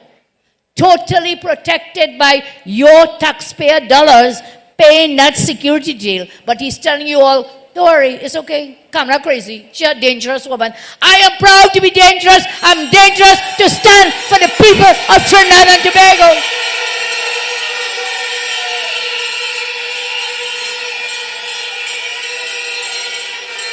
And then Melville, they have a problem with Faris has a problem with legal firearms. He's disturbed by my words. But check the video. He has no problem with his children toting these huge rifles because they are protected and you are not. Show that picture. Show that picture. What about that, Faris? You worried? When Faris' children were using high-powered weapons, he had no issues. If that was poor people children, you know what happened? All of them in jail. If it was poor people children, all in jail. All in jail. Again, look at this other clip. This is what you face at the hands of criminals every day. Check out this. Kevin, can you please put up? Yes, look, criminals.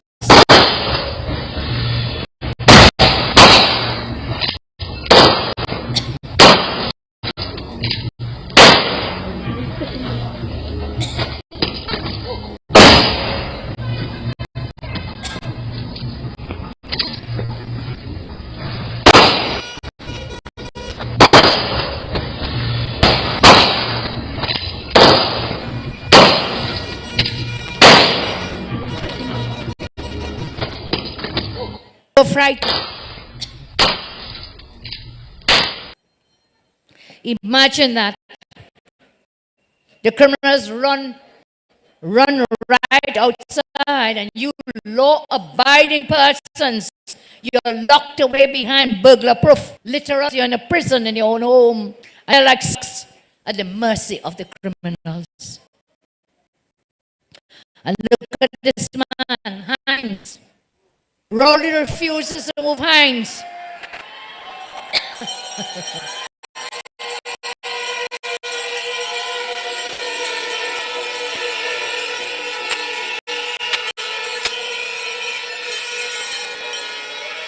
So Rowley is sleeping, you and your children.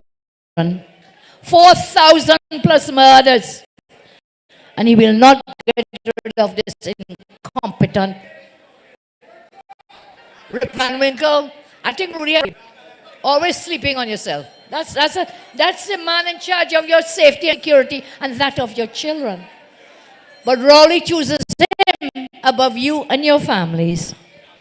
So my friends, look, in this land of ours, this beautiful land of ours, TNT, okay? Trinidad music is very popular among the young people. They feel disregarded and marginalized in our country, and that reflects our cultural reality. I also agree that many gangs also use Trinidad music to promote themselves. It is true. But it's also true that many children, young people, they like it for fun. They light up the world. They say, light them up. Light them up. Just light them up. Light them up.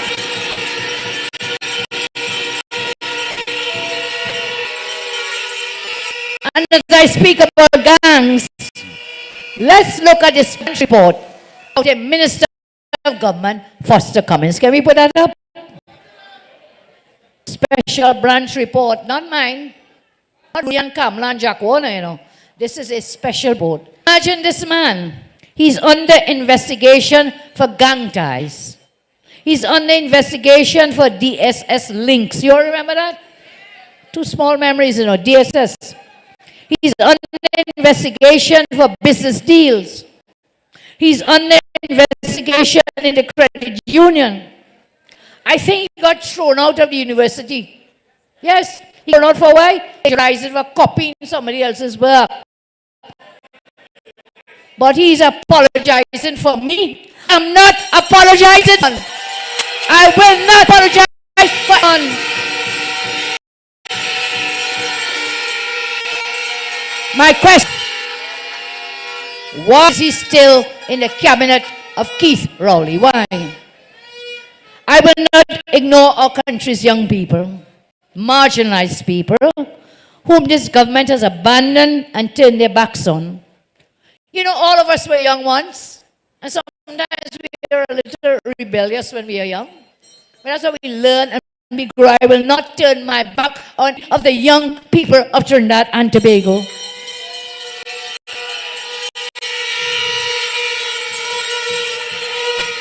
I am to reach out to them. I am trying to reach out to the young people. I'm trying to learn their language, speak their language, so they can become involved in the political process, become part of the government of Trinidad and Tobago. And so as we must humble ourselves, learn to listen to the young people. So if I'm talking Trinidad language to you, that is the language of the young people we represent.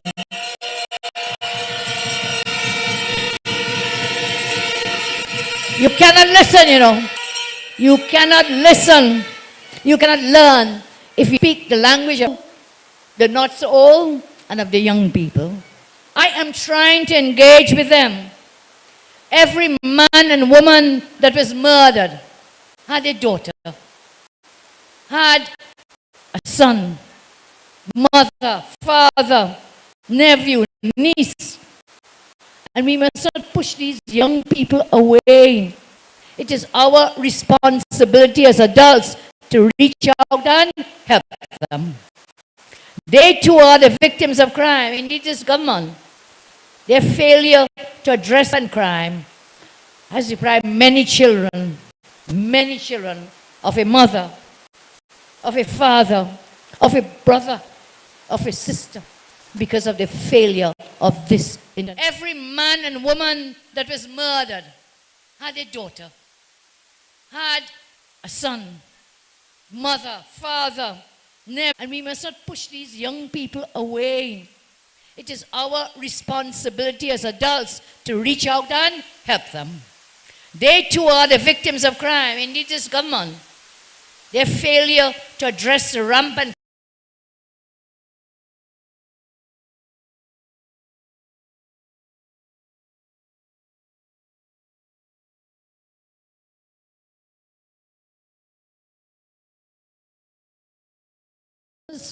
legal firearms to preserve against the scourge that is upon us.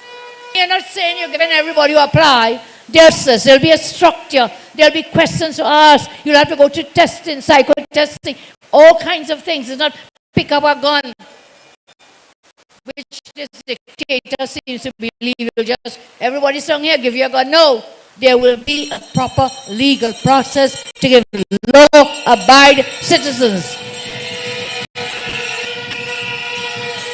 to protect them. But I want to ask you, and you all have to ask them a certain thing. Ask them this. And since they are so against legal firearms, legal guns, Mr. Prime Minister, dictator, sir, how many of your ministers own firearms? How many of them holding guns? Somebody not one, not two, not three, 4, 5. Tell me. Tell us.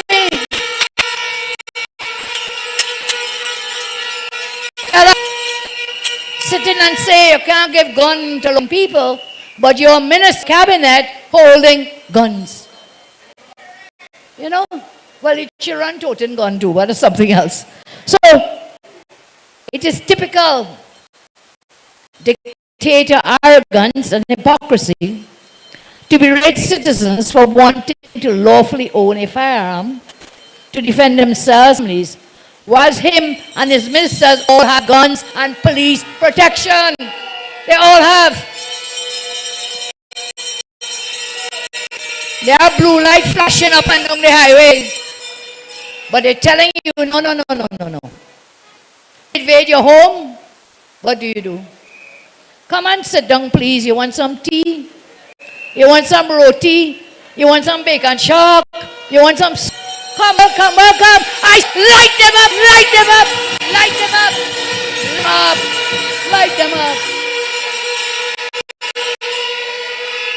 I want to tell you tonight, my information is that most of Rowley's ministers have firearms, they have guns. Well, you know, FUL, arms, what is it, Jack? Users, license. They have guns, legal guns, but they don't want you to get it. But they have it, and on top of that, they have special branch and police security. But you know, Rowley have a special problem with the special branch, eh?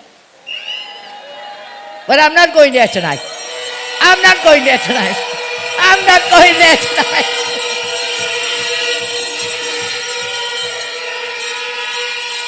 And this is the same man. He wanted special guns. Did you all know that? He wanted special guns to kill pig and sheep. But he's now against you getting a gun to defend your family. This is the same man who wanted a firearms dealer's license for his friend in Tobago. Did you know that? And that, he wanted a special license, firearm dealer's license for his friend in Tobago. Rowley, we will expose you every night and day. You will be exposed.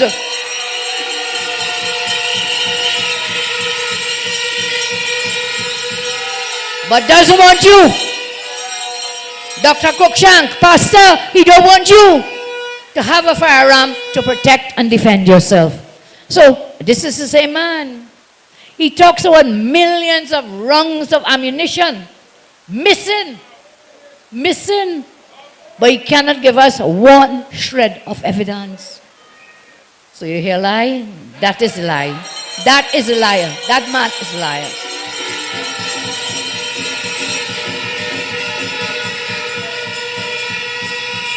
This is the same man who has underfunded, demoralized the hard-working officers of the TTPS. This is the same man. Tonight, others spoke about his priorities and where it went.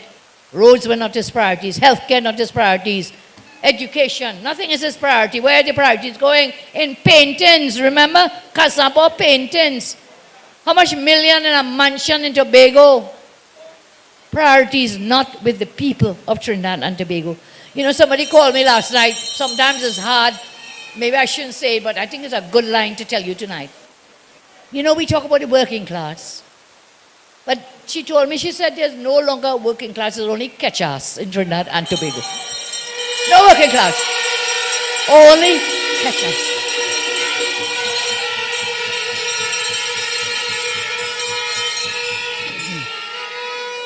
The brave men and women of our national security services have been treated horribly. Police and prisons and so on. They go out daily to protect and serve. They leave their families unprotected at home. All police officers, prison officers, and those in the Coast Guard must be granted, I say today, a firearm user's legal license. Everyone. Everyone. And it must be paid for by the state.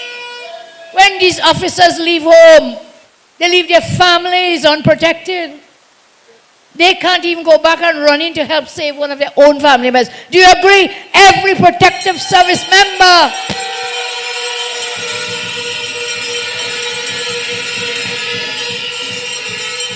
should be able to protect themselves and their families when they are off duty. I also call upon government to rescind the wicked 4% insult to our officers. Give them a meaningful raise in salaries. Officers should also be guaranteed extra duty pay, especially when they have to attend court hearings on their days off. These people, Rowley, the special branch is very special. Treat them specially. Whether you like them or not, they work hard. They work hard. They work hard.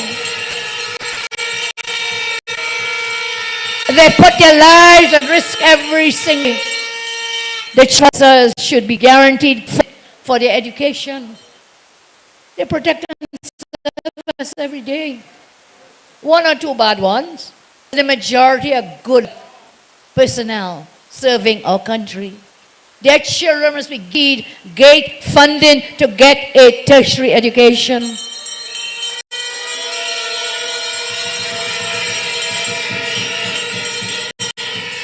And if we secure our security personnel and their families, there will be no doubt, they will be more motivated. Jackie, we're National Security Minister, you know that. You demoralize the police every day, you underfund them, you don't help them, you don't help their family, but you want them to go and protect and serve. And they do try. But we must motivate them first. Remember, I tell you, if you're dead, no road, no bridge, no hospital, no salary, no job, nothing will help you. First, live. So stand your ground, stand your ground.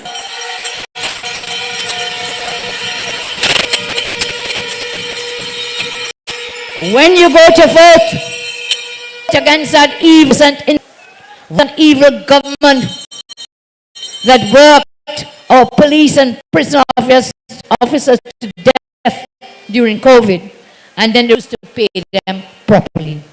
So now I be standing for security personnel in Trinidad and Tobago.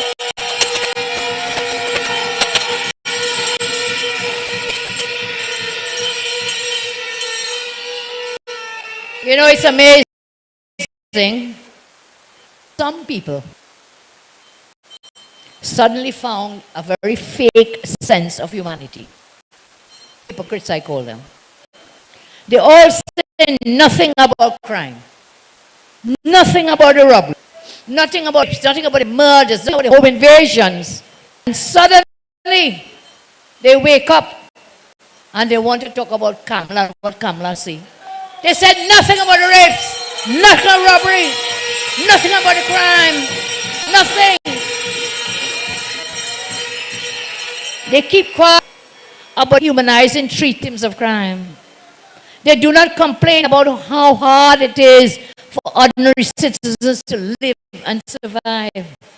But when I say to light up criminals, man, they wake up and everybody down on my throat. Listen, I will not give up. I will stand my ground. We will stand our ground.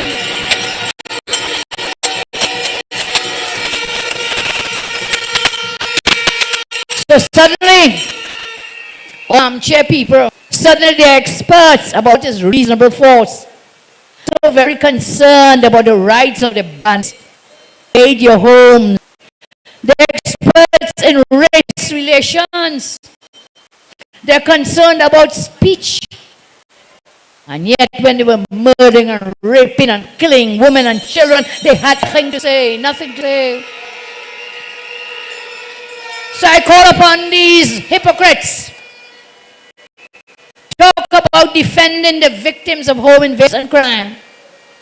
Victims from depression, anxiety, constant fear. Victims sometimes commit suicide. Families are destroyed. Marriages are broken. Children are left scarred for life. What about the feelings of victims? Let us hear your voices. You're mewling and puking. All these armchair politicians every day. You're worrying about the criminal invading the home, but you're not worried about the women and children who deserve safety and protection. Not worried. Not worried. And they call me a dangerous woman. I said it before. Call me a dangerous woman, yes. But I have a dangerous woman because there are any weak men and weak women in positions of influence.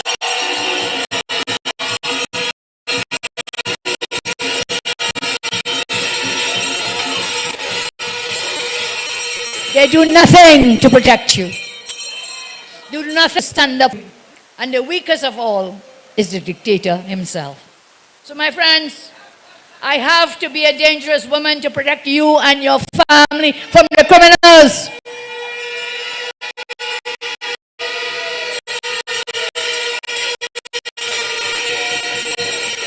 What kind of person would not support stand your ground to protect your families? I want you to look at this article today, please. On the Express. Can we put it up, please, Kivan? Is it up? Express article? Yes.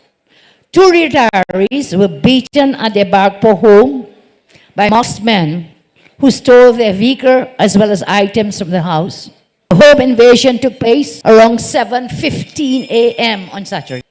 A 64-year-old woman, her 73-year-old husband were at their home when 2 men, one with a gun, entered the door which was open. A robbery was announced and they told the couple, somebody send me on a walk. Somebody send me on a walk. They proceeded to tie their hands with rope. They beat the couple about their bodies. They took the keys to the white Nissan. The men then left in the 80,000 vehicle which was parked in the front yard. Retirees, pensioners. We have brave police officers going out every day fearlessly. Listen, we also have Ian Alain every day, going all over, assisting the police. Give Ian a round of applause. Light him up. Light up Ian Alain.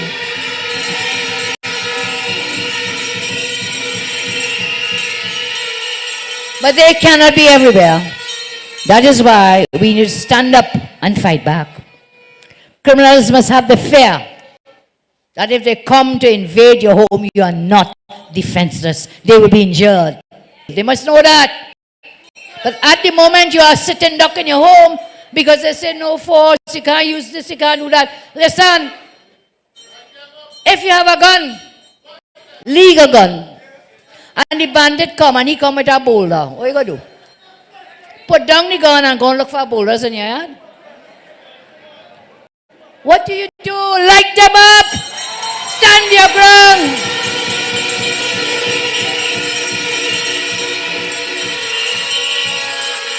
Ask yourself, when you read the opinions of these weak men and women, do they actually see you? The ordinary people of Trinidad and Tobago, do they see you? They don't see you being forced out of your homes by gangsters. They don't see your children under self-imposed curfew in hotspot areas.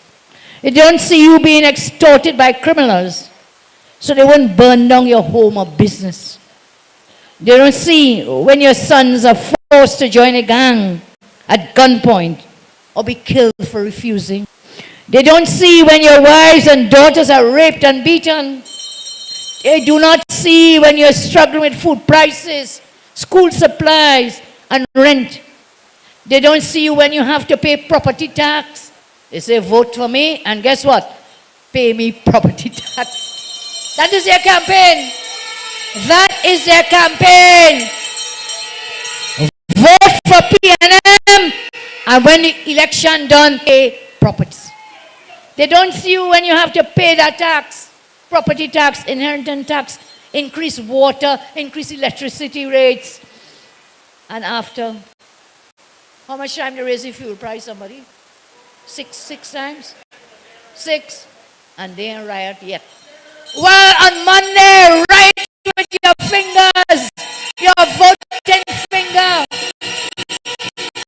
Riot on Monday, put out that finger. They don't see you, Dr. Bodo. But when old constituent homes flooded, you know, I am a very young person, right? Say yes. Okay, I'm not so young anymore, but in all my life, I have never seen San Fernando flood out at last weekend. Anybody here? I have never seen that happen. Before it was Penal Debe, yeah, Barakpo. Hey, the whole of San Fernando flooded out last weekend. You saw it. What has gone? What has not happened in this wicked government? So they don't see you when people come and steal your crops. When they chop down whatever they don't steal. Ratiram is always talking about his MP Ratiram. Always talking about the agricultural sector. They don't see you. They see you when you cannot get a job. They see you when your mental health frazzled. Well, Rudy says some more frazzled tonight, but I'll endorse it. So I want to tell you tonight, please, before I close. Time goes so fast when you're enjoying yourself. Superior, Penal, thank you, bless you, thank you.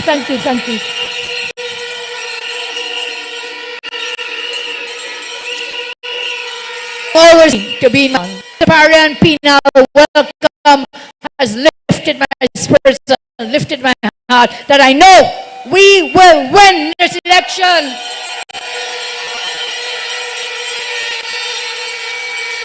No. Did you? In all and pain, they don't see you. But I want to tell you tonight, I, Kamala Pesasa, I see you.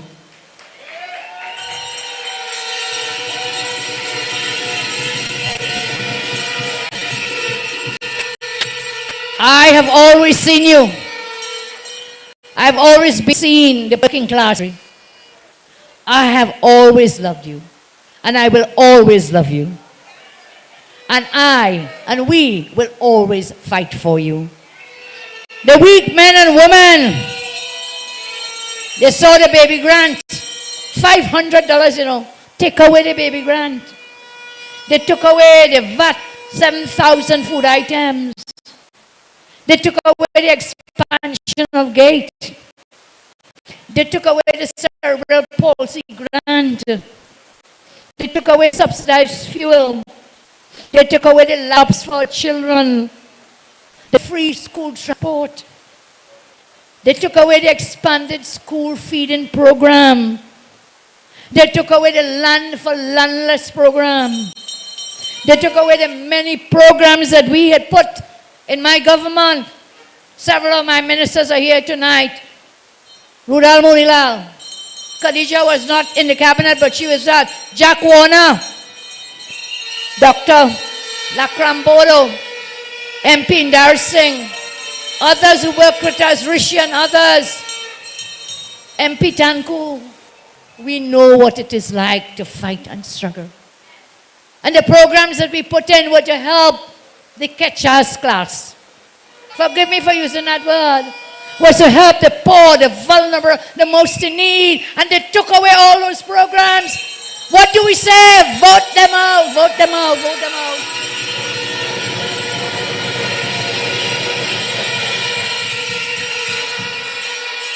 They are not offended when the country's money is diverted to give Faris and family 250 million in rent. They don't worry about that.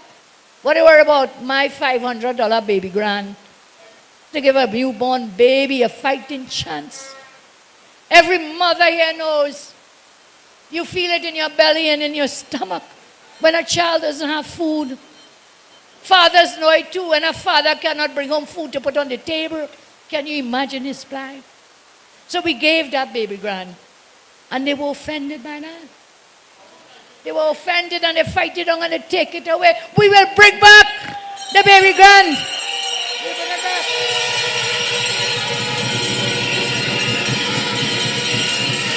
And so,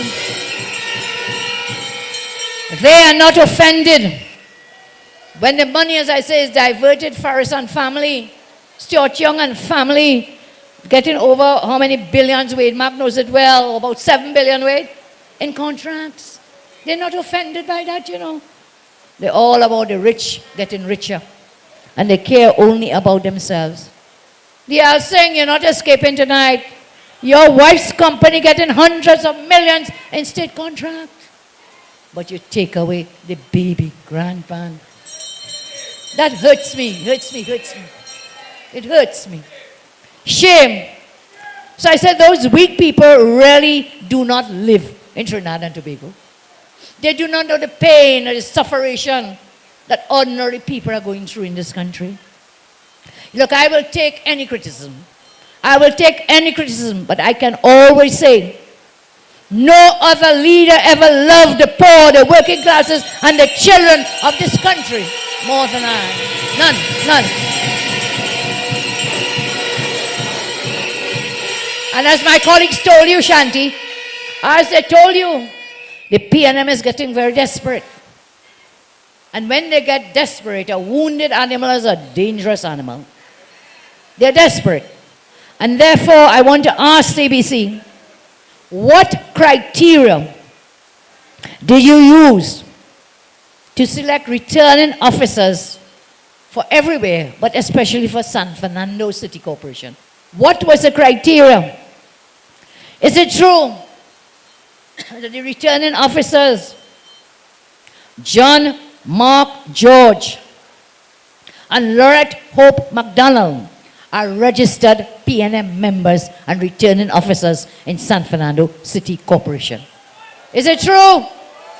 And before this week is done, we will expose all of them working.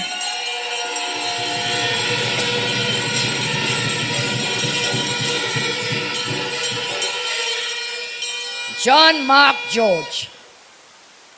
Where do you think that George is related to? And he said, George, Speaker. or Newman George, I don't know. John Mark George is the returning officer for Reservoir East. Hear me, you know. Reservoir West, Springvale Paradise. That's 3 San Fernando critical seats.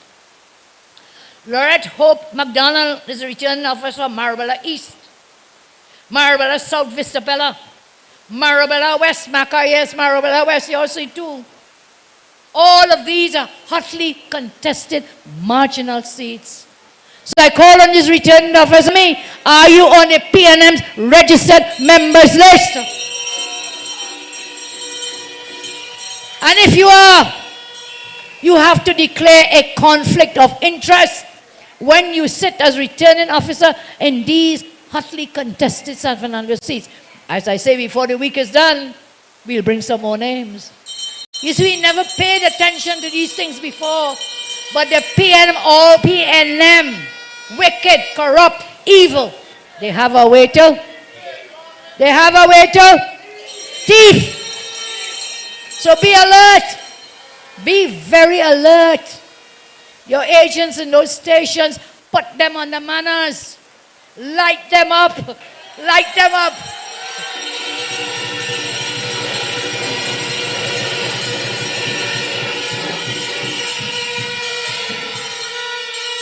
And you know,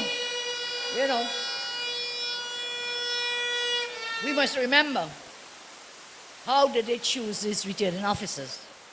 I have caused a letter be sent from the party to find out the names of the presiding officers and deputy presiding officers. And if they are conflicted, we will light them up as well. We will.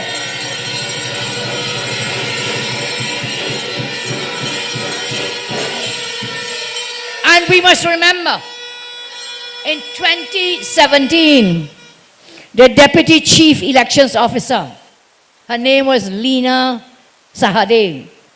She worked for the EBC for 24 years. She was bypassed to appoint Fern Narciscope, who was a junior contract officer, as the EBC's new Chief Elections Officer. It is alleged, Wade tells me all the time, that this lady was a close family member of a sitting PNM minister and bestie of the current Minister of Education. And then become to one of the senior commissioners of the BC.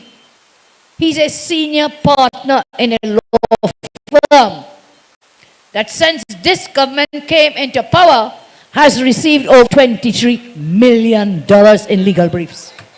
These are the people, and that is why I renew my call. I repeat my call for international observers, election observers.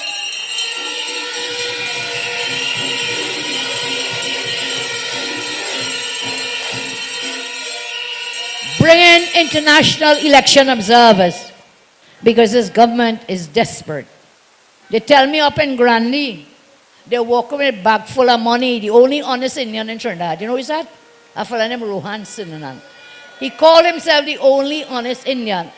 They're walking with a box. That is the only man who knows how much dollars is fit in a carry box. That's what he said.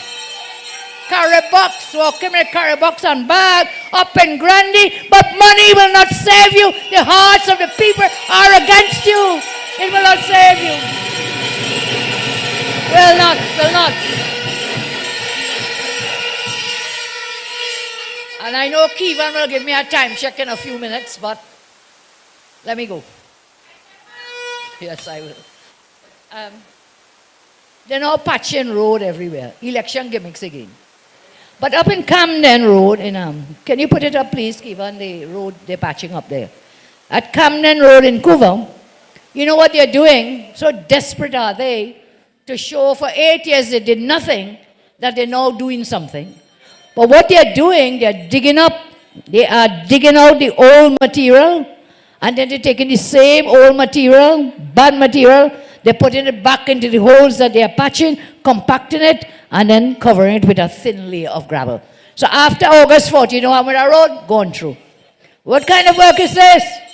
Bad roads, bad patching, and yet That's their answer to try to win this election. My colleague already spoke about Rowley breaks the law. I plan to speak about it, but time is against me, but let me just hold it up.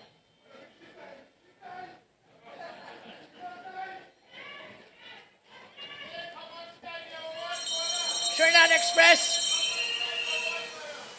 Rowley in breach of the law. And this has to do, as Dr. Munilal told us earlier, with the apartments they bought in Tobago. But know this, the other people who have bought there are all the P&M Eater Food people. Newman George, Gilbert Peterson. If your name is like a whole P&M camp in that Inez Gate. So I'll talk another night, but I have to ask some questions from the Integrity Commission, which is why we called Saddam first did the letter. Give him a round of applause again, young Saddam.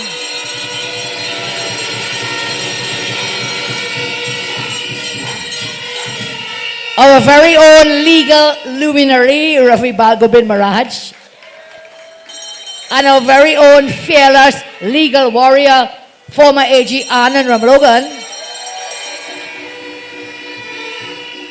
They filed a pre-action protocol letter to find out why the Integrity Commission cleared Rowley when the evidence is clear that something is not right in the state of Trinidad and Tobago.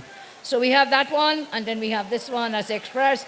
Newsday, why no action against the PM? Newsday, thank you Newsday, great story. They like us, hold up their paper. So read the Newsday and read the Express, but do not engage with Guardian Media Limited. Thank you very much.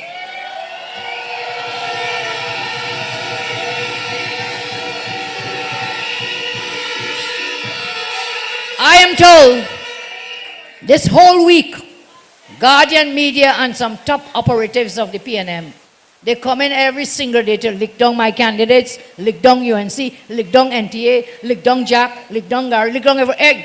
You're not going to get through, fellas. You're not getting through. You will not get through. You'll notice we don't advertise in Guardian Media. And there's a reason. I had it in my speech and then I took it out, but I feel I have to share it with you. On Sunday Guardian yesterday, they wrote a totally false narrative. They're repeating Rowley's narrative that I am pushing stand your ground law because I'm racially stereotyping. I have spoken, you have known me my life. I've said whether you're white, black, blue, green, blonde, wherever you come from, only one race, the human race, only one.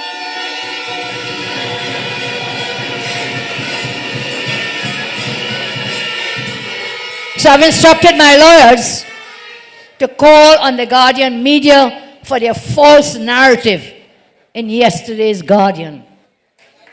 I call on them. My lawyers will go far. We must not give them a free pass. So I'm warning you this week, when you pick up the Guardian, no, not going there. Just don't read it. Don't even buy it, by the way. Don't even buy it. Okay, so talking about the Rowleys in breach of law, I want to ask the Integrity Commission. But the question is why? Why? In light of everything you have cleared, or you say you clear Rowley. Now they admit in their letter back to Saddam, they admit that Rowley was in breach of the law. But they did nothing. And Rowley started on one platform. You know Rowley now, he said they clear him. You would have thought Rowley would have given you the letter clearing him. But he didn't clear him. They said he breached the law. But they're not going to do nothing. So we go to court, and the courts will decide. As Rudy tell you, they don't like Privy Council. We'll go all the way to the Privy Council. It is a dangerous precedent. Rudy say he not filing and so on, but I will file. I am a good law-abiding citizen. I will file mine. And they say Rowley breached the law, but he didn't do it knowingly. How long that man in Parliament now? How many years, Wade? Many years, decades. And every year we file, you suddenly didn't know you had to declare you buy 2 townhouses or 1 townhouse. at undervalue. You didn't know. And that's why they escaped. He escaped. So I'm asking the Integrity Commission now. One of them, the chairman, his name is Professor Rajendra Ramlogan. You know, I'm a very lucky person. He was in my class in law school. And the second commissioner is a fellow named Frederick Jilks. You know, he was also in my class in law school. But by the way, I topped the law school. I remember that. I topped the law school.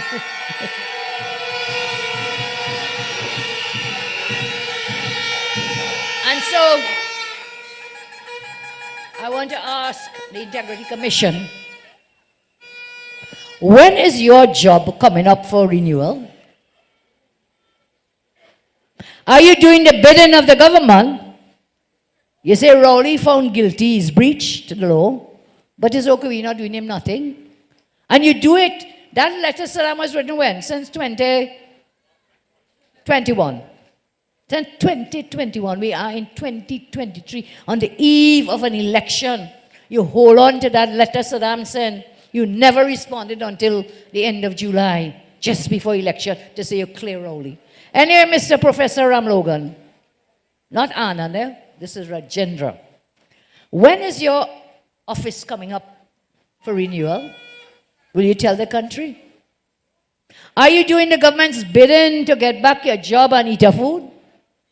Frederick Jills, I'm asking you, did you recuse yourself from that deliberation about the Rowley matter? Because you applied for silk. I am told you didn't get it yet. They say claim it first and you might get it after. He applied for silk. Did you recuse yourself? Because you would have been conflicted. You had a conflict of interest in listening to a matter involving Mr. Rowley. Because Mr. Rowley is the final decision maker to sign off. To say, yes, Mr. Jilks, you're getting it. Just hold on. Just clear me, please, before the election. And we're done. There are two questions I'm asking. Did you recuse yourself in that meeting? Conflict of interest. Because you're begging the Prime Minister for eat a food silk. Okay, so we move along. There are serious questions about the chairman and this deputy chairman of the Integrity Commission I've raised with you. I've asked you, I've told you their names. I'm asking them to inform the population why they dismissed the complaint against Rowley.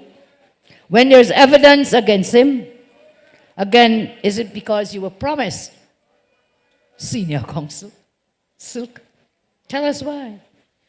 Professor Ramlogan was appointed January 21 for 3 years. That is coming to an end. Professor, tell us, are you doing your master's bidding to get a renewal of your contract? As I close now and my time is well upon us, Keyvan will be very upset with me. Keyvan, give me a wave. Let's give Keyvan a wave. He does a great job every night. Every night. Thank you, Keyvan. Let's say thank you to DJ Tank. DJ Tank carries our song. Let's say thank you to William Archie, does our streaming, and all the others who work backstage. Let's give them all a round of applause.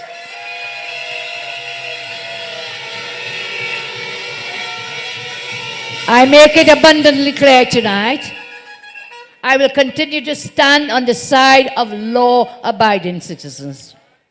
When you go out to vote this week and on August 14th, remember exactly what is at stake. You're not simply voting for the councillor. You're voting for your future. You're voting to protect your loved ones. I want you to look at the faces of your loved ones, husband, wife, mother, father, children, brother, sister. Look at the faces of the loved ones. And then, when you see those faces, they are the persons you're voting for when you go to the polls. Love and remember them. Their future, their security, their safety, their happiness depends on each and every one of you. You're not happy when you have to turn your house into a prison to be safe. And they are still coming for you in your home whilst you're sleeping. What kind of terrifying life are you living? So you have to come out. You have to come out and vote them out on Monday and during the rest of this week. And we will send a message to this wicked government. a message to tell Mr. Rowley that you and your family's security are more important.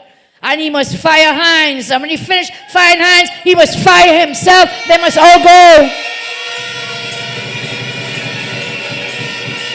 By sending this government a message, they may change the course of their behavior, although I doubt it very much.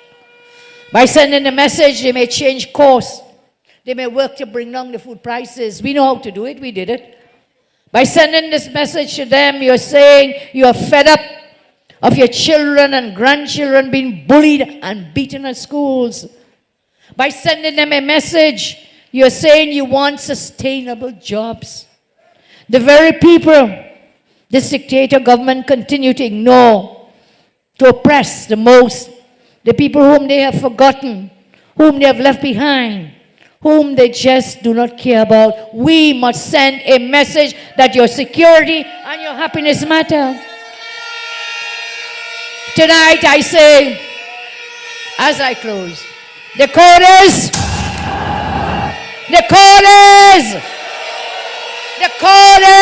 yellow. Your job starts now, every day this week and on August 14th. Don't tote, just vote. Tonight I want to welcome a very special guest. Our candidate, John Ali Bokas, better known as Macamillion. Did you know he has the most beautiful sister in the world? Fayan Ali Bokas. She lives in the States, but she came down. Fayan, please join us on the platform. Please welcome Miss Trinidad and Tobago former, Fayan Ali Bokas.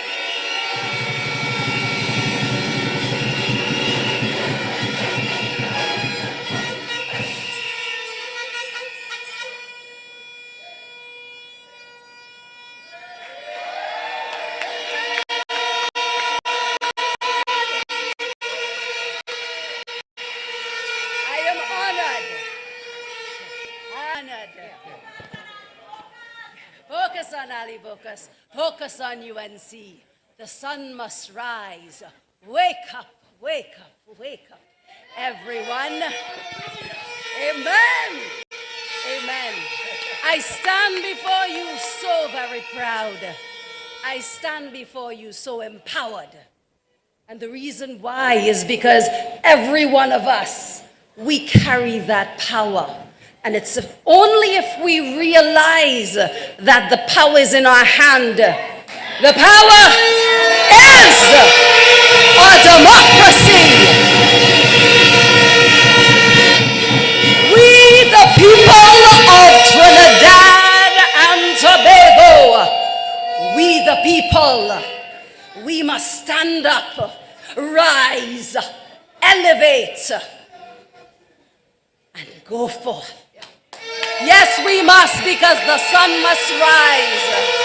And as my grandmother would say, wake up, wake up, wake up, people. Wake up, Trinidad and Tobago. Everything must change. This event was poor raising, and you have my 100% endorsement.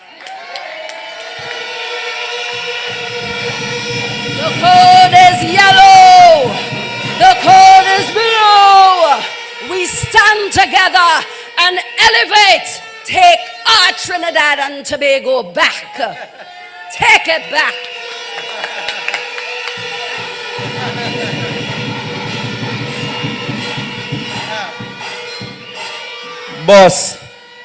Boss, we didn't plan this, right?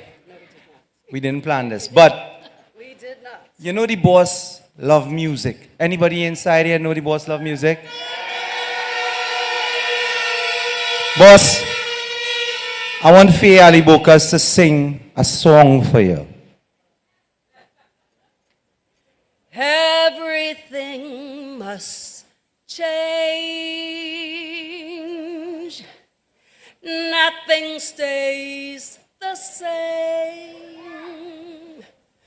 Everyone will change. No one stays the same. The young become the old, mysteries do unfold, but that's the way of time. Nothing and no one goes unchanged. Everything must change. Wake up, Trinidad and Tobago. Thank you. Thank you. Wow. Greg, always tell me, Kamala, don't sing on the mic. Give it up for Fayan, please.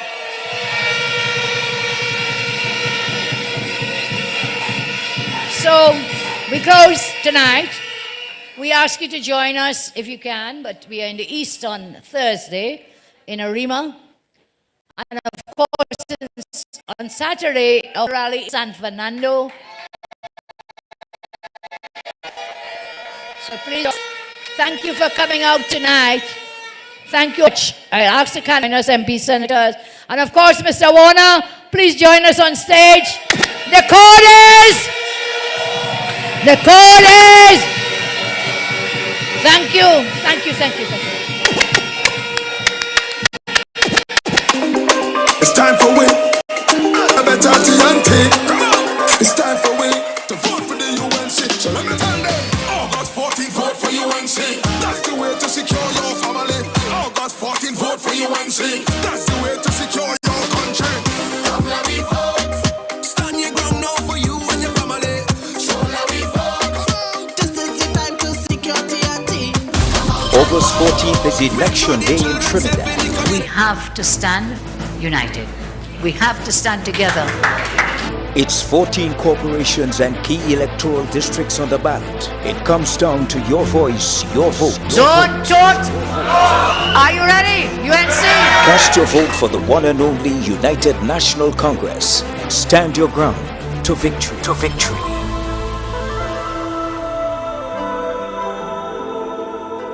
Who feel the black?